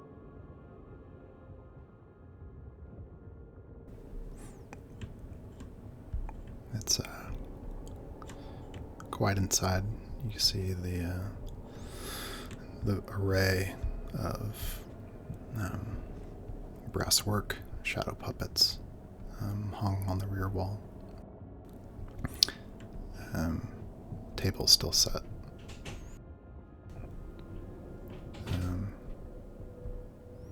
As it had been before things began.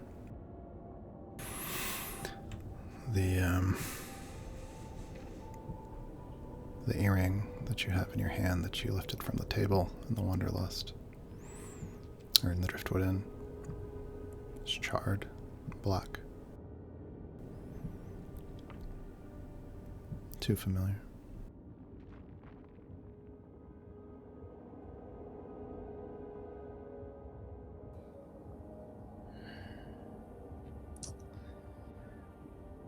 Kind of walks over to the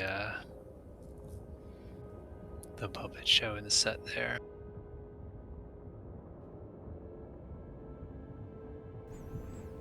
Your uncle, he had a couple of different piercings in his ears, but this one is familiar.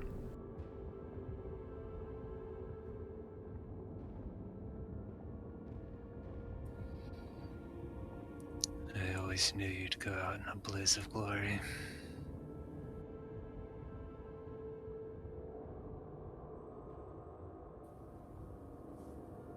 Kind of holds it up and sets it down onto the tiny stage.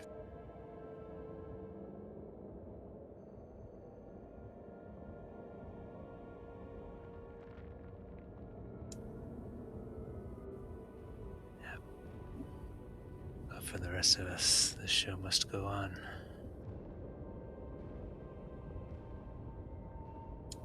And he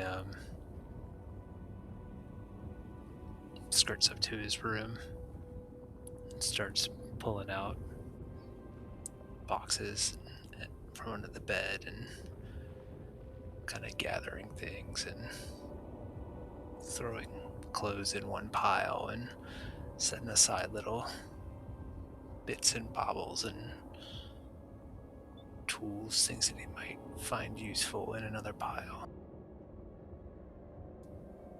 Just frantic dance of chaos and preparation, and once he finally zips the bag closed and enters the doorway to leave,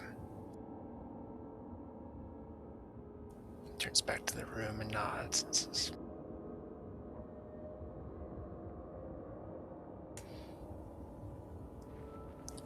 takes a bow to the room. Turns and goes. The door clicks behind you. Where's Shalati right now?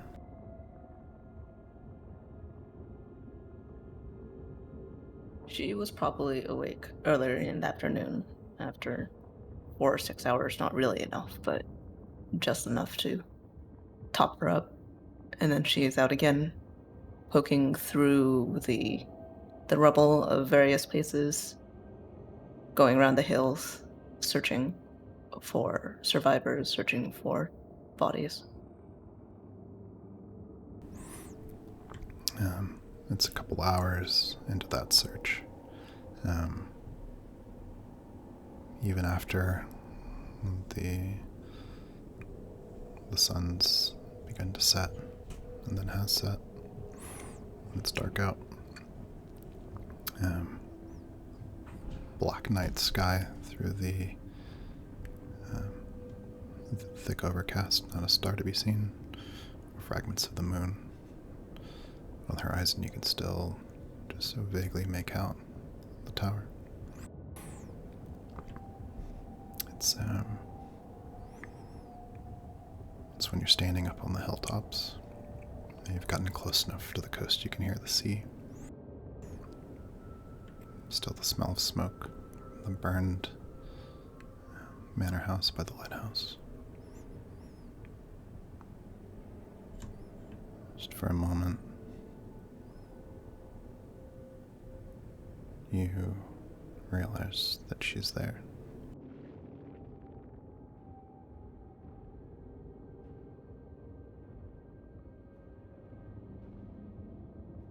She closes her eyes and holds her hands out.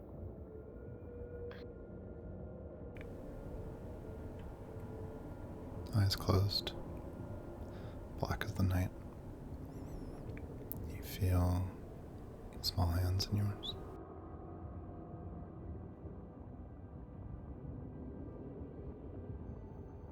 Breath hitches in her throat.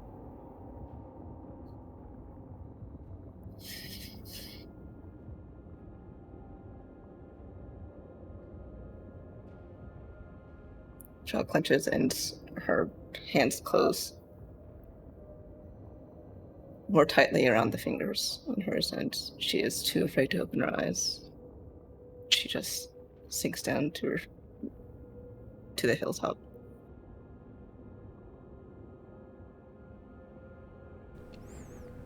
There's the sound of waves crashing against the rocks, the sound of night gulls, the sound of the sea that took her away.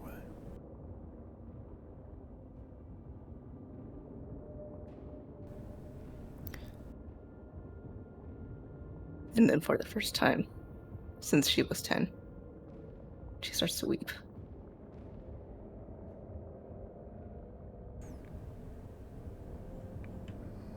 It's the roiling sea.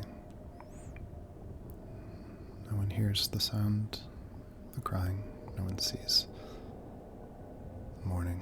Just you and her. Where is Salinger right now?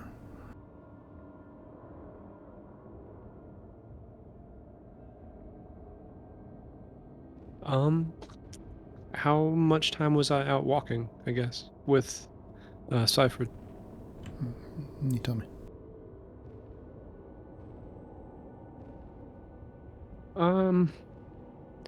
I think that they probably wandered around for a little over an hour, and then he headed back in and tagged out with somebody else who said they'd keep watch for a while. And he would have stayed at the driftwood and is leaned against a wall or a table, just staring out one of the windows, halfway between asleep and awake.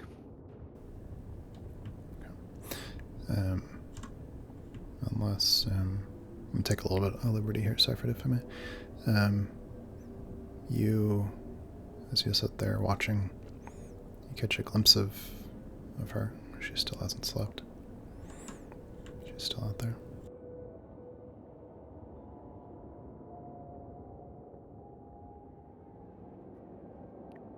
Kind of shakes his head awake. Steps up towards the window just a little bit closer to see what she's doing. She just frantically looking? Does she...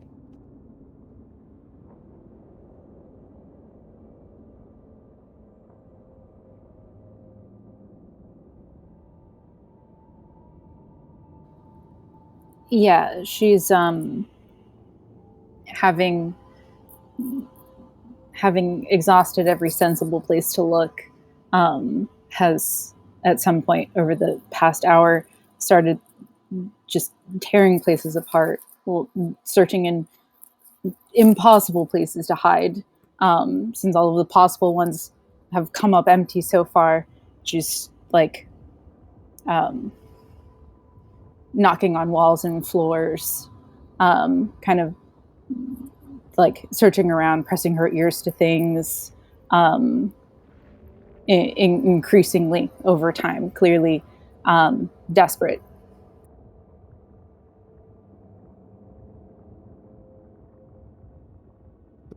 Yeah, seeing that, seeing the panic that he's feeling but not showing, he steps back outside and heads towards her.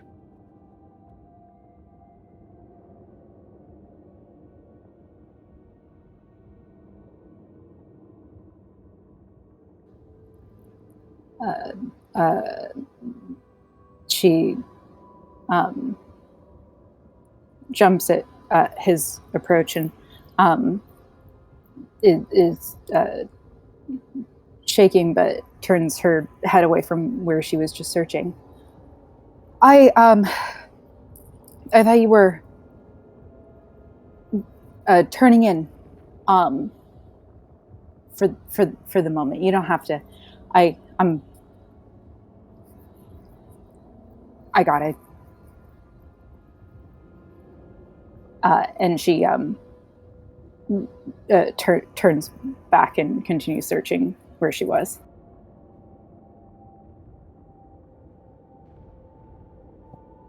Yeah, got it isn't what I would describe in this moment, but I'm gonna help you. And he just starts turning over every spot with her. Doesn't have to say anything else. Just keeps looking. She continues through the motions, clearly fatigued, and as he starts helping her, big fat tears well up in her eyes, and she just continues searching.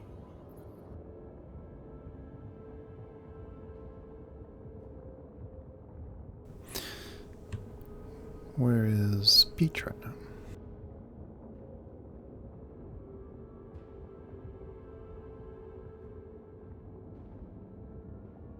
Peach is at the Wanderlust.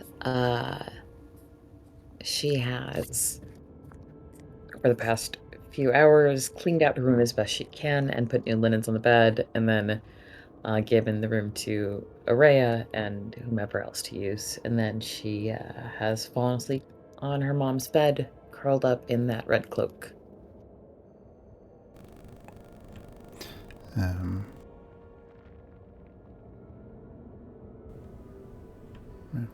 The noise from down below in the main room of the tavern quieted down enough for you to maybe drift off to sleep for a moment. But some noise, you don't even know what it was, that wakes you up.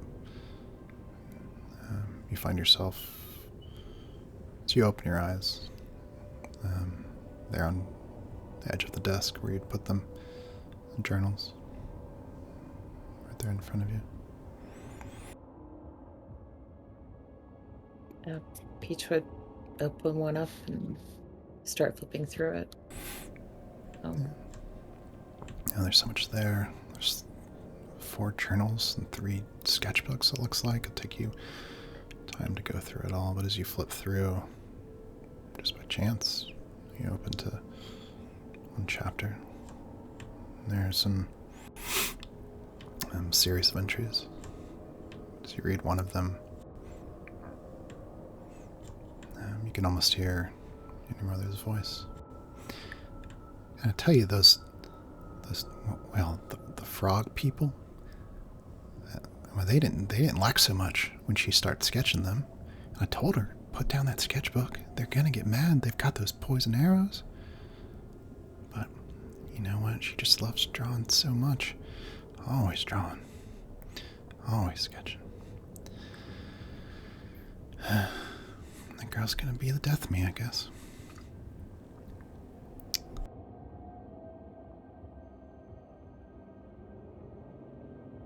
Peach flips through the book to see if she can.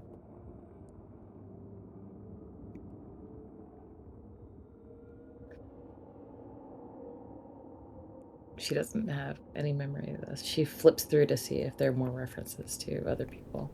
Yeah, you flip through, you look at the dates, you realize these entries are more than 50 years ago.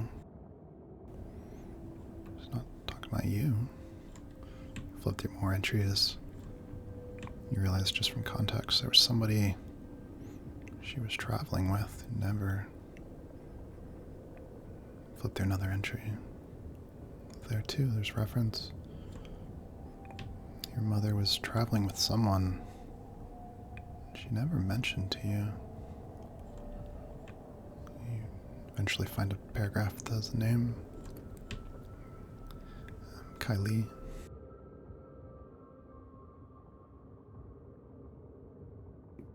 Kylie? That's just one name? Mm-hmm.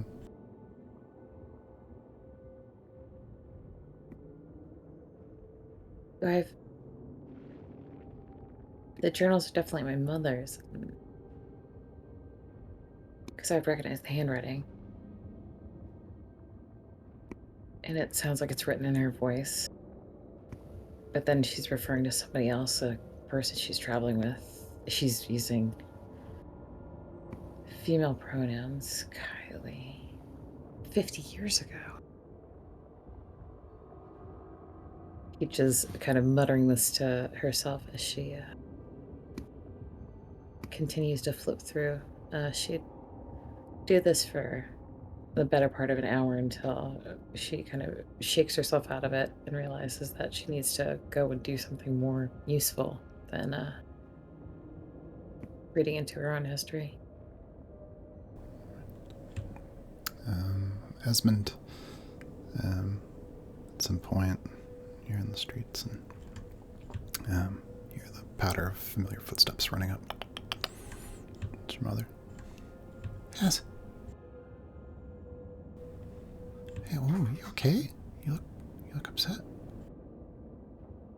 No, sorry. I mean, I guess we're all upset, but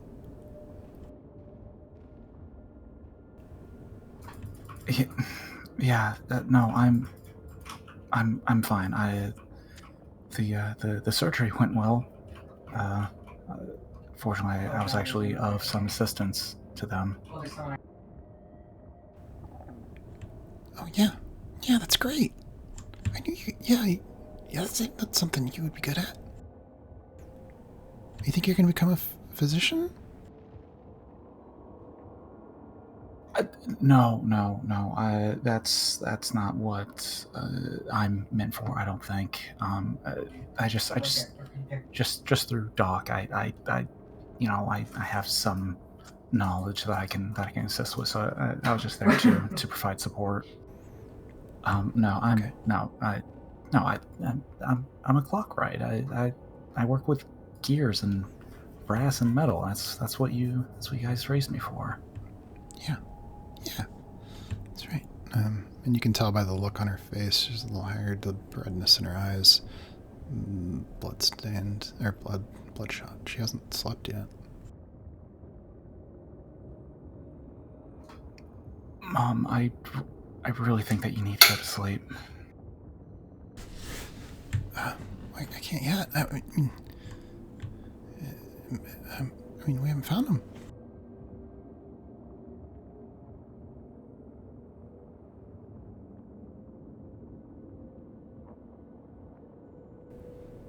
I haven't really looked too much in the south part of town. You know what? I bet. That might. he's clever. They were coming from the south, so he might have gone south. So they want, he's slippery. Mom, I don't.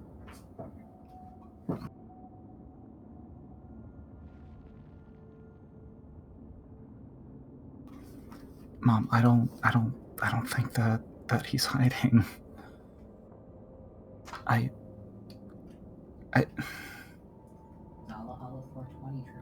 don't. Hey, Ez. Hey.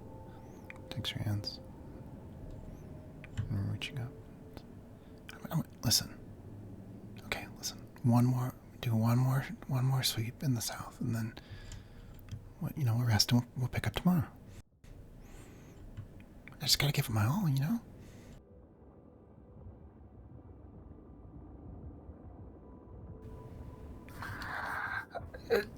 Hey, listen. Wait, yes. Squeeze your hands.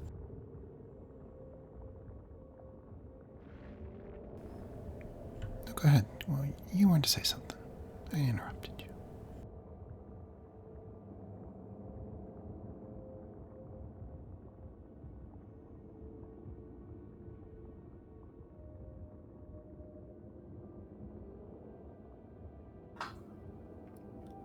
Mom, I think that he was caught in the blast that killed a bunch of people when we were trying to flee. What? You saw that? Yeah, Doc and I saw it. I saw him run in that direction, and so many people. Yes, you saw it? Get him? No, I didn't see him, but he was in that crowd. I didn't see anyone walk away from that.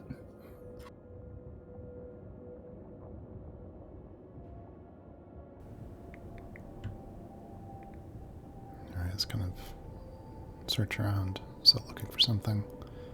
Not looking at anything at all. Still holding your hands. And ears perk up. Well, if you didn't see it, that means he's probably okay. Listen, Ez, I'm gonna do just one more sweep. Yeah, I'm just gonna do one more. Don't worry. No, Mom, I really think that you need to sleep. Ez, listen. You, me, your dad. We're clock rates. Time's on our side. We got this. She squeezes your hands and then she...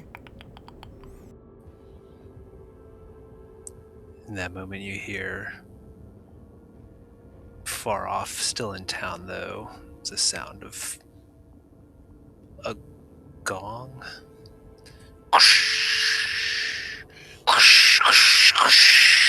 And then howling. But not a mournful howl, more like exuberant. It's celebratory, just howls, followed by gongs and just a whole cacophony of noise coming from what you would recognize to be Casey's house.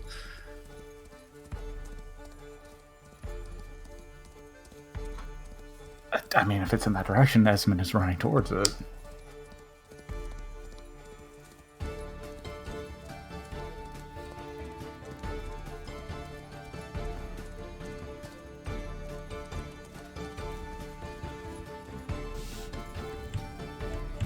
Let's see when they arrive.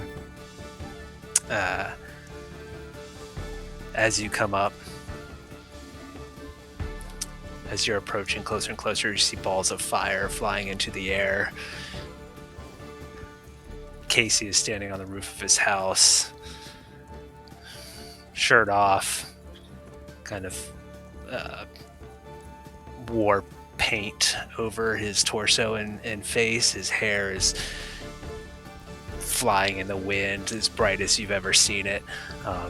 He has his gong that was in his house on the roof of the house that he hits repeatedly and howls into the air as the flames come down and kind of like light in a circle around him. And he straightens up as you turn the corner, breathing heavily, and he says, Topaz Alcio is no more. Now we celebrate. And howls again into the air as he lights more fires, throws them into the air.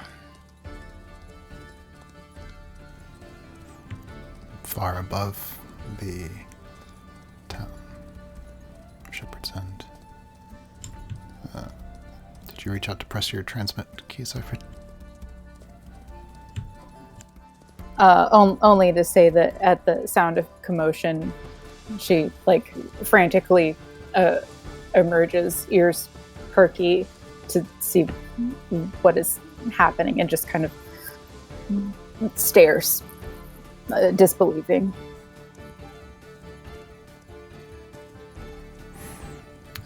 And people, those in the streets searching for potential survivors or moving supplies, begin to gather at the sound of the ringing gongs. The flashes of fireworks cast long shadows across the streets. High above the town of Shepherd's End, there are bursts of color, flashes in the sky, and the life of man is celebrated. And that's where we'll end.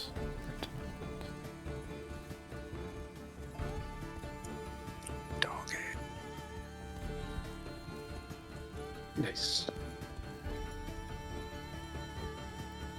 That's amazing. That's do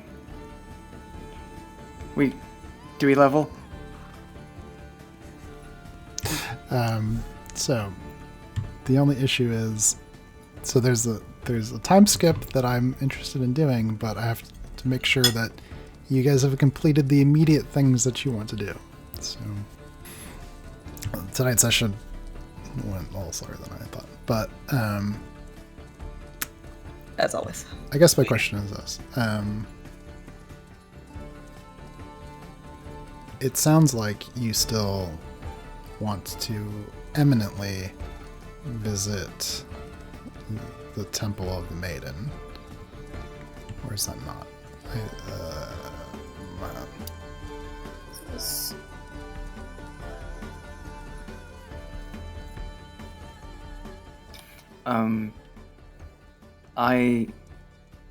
I would like to know more about it, but I don't have any particular, as a player, like, need to make certain, like, there's nothing from me as a character that's essential for me to be like, absolutely, we have to go there.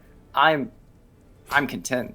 I guess what I'm going to say more directly is this: you currently, the last thing you heard from the dwarves and from Sheriff Hain was that they were going that way. Araya's from there, so how would you want to resolve my that? desire to go there and bring people that might need tending, since we're not exactly the right people to tend people the whole day. Yeah, we still haven't finished the tutorial level. We have to finish the size quest point.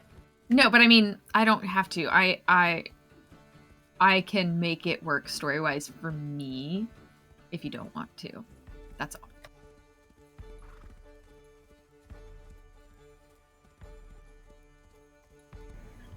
I think that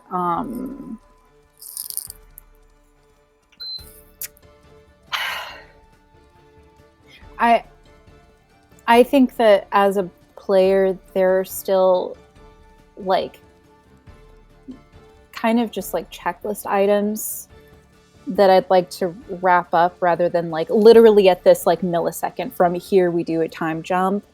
But I don't think it's stuff that necessarily requires a great deal of time. Like, I think that, you know, kind of,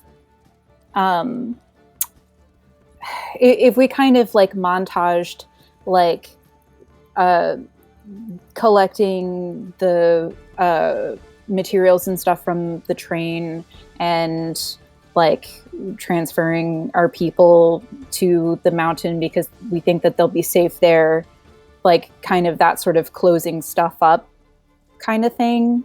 That doing that, which doesn't require a great deal of time. The emotional stuff for my character, I think, is basically concluded for the tutorial stuff, and I would be happy to move on from here. I just want to wrap up some stuff.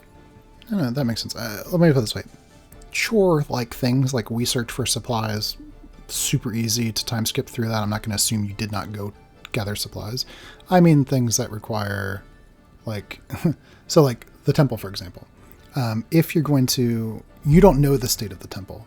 So to do that, which is 2 days away and potentially dangerous, is a play-worthy decision to make, especially finding out, what's the state of the forest, what's the state of the temple, stuff like that, right? And you could reasonably make the argument of, oh no, it's way too dangerous to try to go to the temple because of what we encountered in the forest on the train tracks. We're not gonna do that. That's a reasonable decision you could make. Also reasonable, as Araya says, no, I have to know what's going on. We can't not know that. Like, those are supplies. And Shalati says that's a defensible place. Maybe we should all go there. I can't montage you through that, right? So I guess that's the question, figuring out what those decisions are. Really, whether or not we stay and have everyone in the town try to defend it and do everything there, or if we're going to try to leave the town to do something outside of it. I think the town does not seem reasonably defensible, and so trying to find a more defensible option for people that can't make long journeys is something that I would want to do. So I would want to make the attempt of looking at the place, I guess, is my vote. To that end, there in my mind there are two things that could be included in the montage, but probably wouldn't. One is the trip to the temple. That will not be a montage. If you guys do that, we'll be playing that out. Yeah, so that's on the one hand, we have the verdict telling us to sit tight and fortify the town. On the other hand, there are additional supplies and healers at the temple, and Araya is going to want to know the state of the people that she's grown to know. The other thing that I would mention is that, and it's entirely dependent on Gwen and Araya sharing information, Gwen had mentioned that there are weapons at a tower a week's trip away from the town. Is that something that we would want to do? To Kevin's like, come on, give up the goods. Oh yeah. I already thought that the goods had been given up and was like, yeah, let's do this. Araya legitimately told Gwen to tell Esmond herself that she would have a chance. Like, Gwen is not in that state of mind. This isn't about Esmond. This is about the weapons that we need for the town. This is I from feel you. There could be dynamite there. But that's also multiple days, or it's like a day. True. Where... It's a week. It's a week there and a week back. To the tower? Yep. Let me frame it maybe this way. Just this is a meta sense, because let me frame it this way. And this is meta out of character information. Pre-time skip, you'll probably not survive either of those journeys. Okay. In that case, I choose to survive. Okay. Yeah. I want to live. Then time skip. Let's time skip. Okay. Yes, I that could feels find a reason rough. to dally in town, like Well, tempting people. I think I think the not having. I don't think it would require much of a twist of your character, or anyone's character, or Esmond, or for your characters to come to the realization, especially after the verdict story and what you encountered on the train tracks, that it's so dangerous to try to leave Shepherd's End that you're not ready for that yet. I feel like, without having more evidence of that, Shalati would definitely want to go to the temple. If there was something that, like, they got turned back because they got really injured when there were more Arnoxes on the way out, or something else of that nature. Okay, another way, I think maybe a way to handle it is I can interweave into the montage, or we can all interweave into the montage, the attempt to get there and the failure. Okay. Yeah, that works. That's how it sounds. Okay, because the character's logic then makes sense. You tried it, did not work. You realized it's way too dangerous. Yeah, speaking totally as a player in the meta, I had 100% made the assumption that a time skip would also involve leaving this area probably forever. And so it's like, oh, I mean, there's still stuff in the starter area that we haven't touched, and we're like leaving for good. We'll never see it. But if, like, it sounds like actually we just need to build up where we are, and that this is the starter area and the other stuff is already like out of our league, then absolutely, like. But let us roll for it though. No. For surviving the trip. We're in a post-apocalyptic D&D world. I just Y'all need to hunker down. What would happen is the second we step outside of town, we would realize that all of the titles of any of the characters we interact with are all red and purple, and They've got their big red skull next to their name. Yep. Like, oh no. With question marks for their level, we're like, oh. Yeah. Okay, so let me give you some out-of-character information of kind of what montage will consist of, and so you can prepare your stories for and your great vignettes for the next session. Yay! It'll include the prosthesis for the verdict. It will involve the verdict giving all of you guidance and training. For those of you who are doing martial kind of stuff, it might involve some of your characters making discoveries if you have abilities that we can't really explain how you might come to have them sort of in the town. Oh, good. You can do dangerous and brief expeditions into the woods to try to get supplies. Things like that, right? Always, leaving town very dangerous, but that might be necessary for some of your character stories. So those are the kind of things to sort of think about how your characters develop over it's going to be the beginning of autumn when we come back to present. One montage, it was I think Isaac and I had a very similar idea, and I have no idea if you guys want to try to incorporate this and either work together or something on it, but I loved the idea of using the old mining equipment, the old hand carts, things you would probably find at a terminus train station that's at least equipment, to try to use the tracks to go out towards where the derailment was, fill up on supplies, and then come back during the day. Yeah, one of those pump trolleys. Mm-hmm. Very Looney Tunes of you. Yeah. You needed to sing a railroad song as well. Chain gang song. You got to keep on time. We can do that, but we don't have to worry about that because, at least in my imagination, while the automatons can't walk because of their directionality, they can pump. Oh, also, just so I've said it, presumably over the 6-month period, Peach would realize that Casey has like her mom's sword and would be like, "Can I maybe have that?" We can include that in the montage. Oh, okay. All right, Yay. we'll include that in a montage. We'll plan it out. All right, sounds good. It'll probably be. I was like, who wouldn't have said anything yet or not even noticed, but she'd notice over 6 months. Is this a writing assignment or an improv assignment?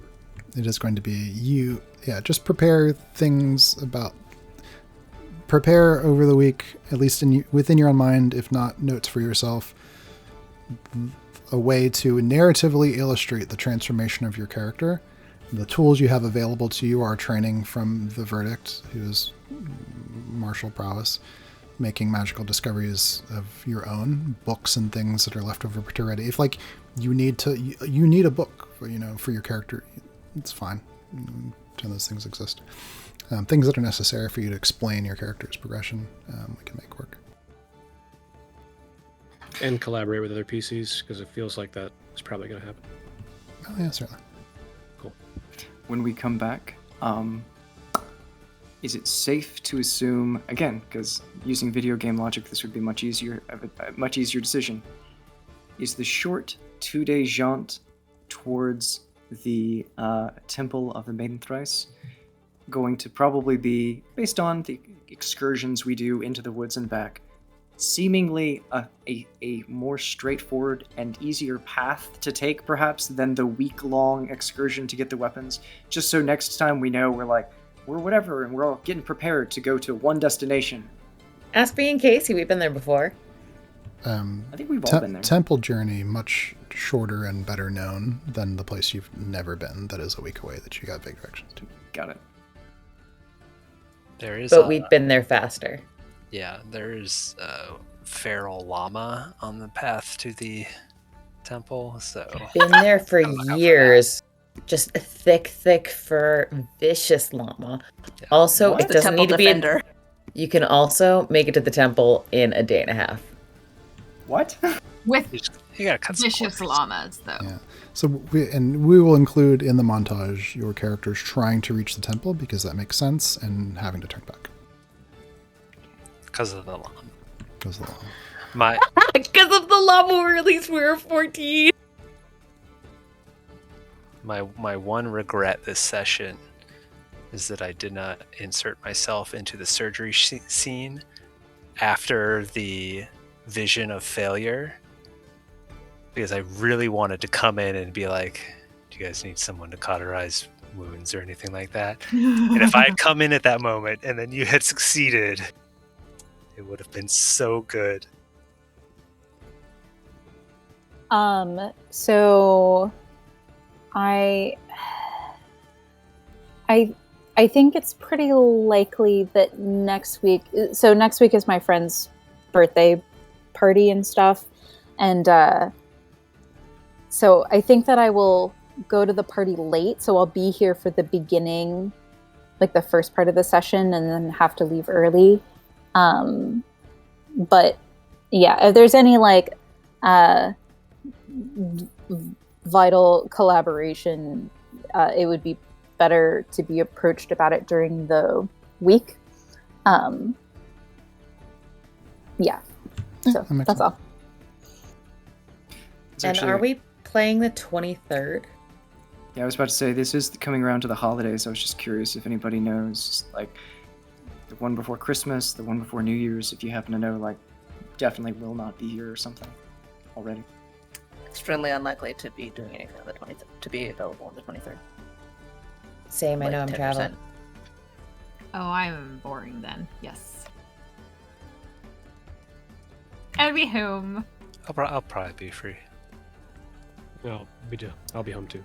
Yeah, we can kind of we can stagger. Yeah. Like it's not I don't think next session is this necessary. Everyone has to play a session. We can stagger people off doing tests. They come back. Yeah, I can have stuff prepared in advance too, at least like notes and stuff of anything super important for Cyphered, but yeah. I've actually got everything already. Because I thought we were going to do that this session, so I had everything set.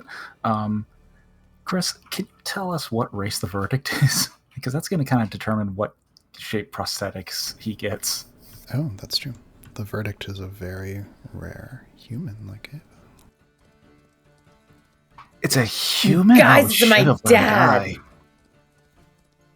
Disgusting. Everybody gathered around Oh my to watch the God. surgery because they're like, oh, is that what a human looks like on the inside?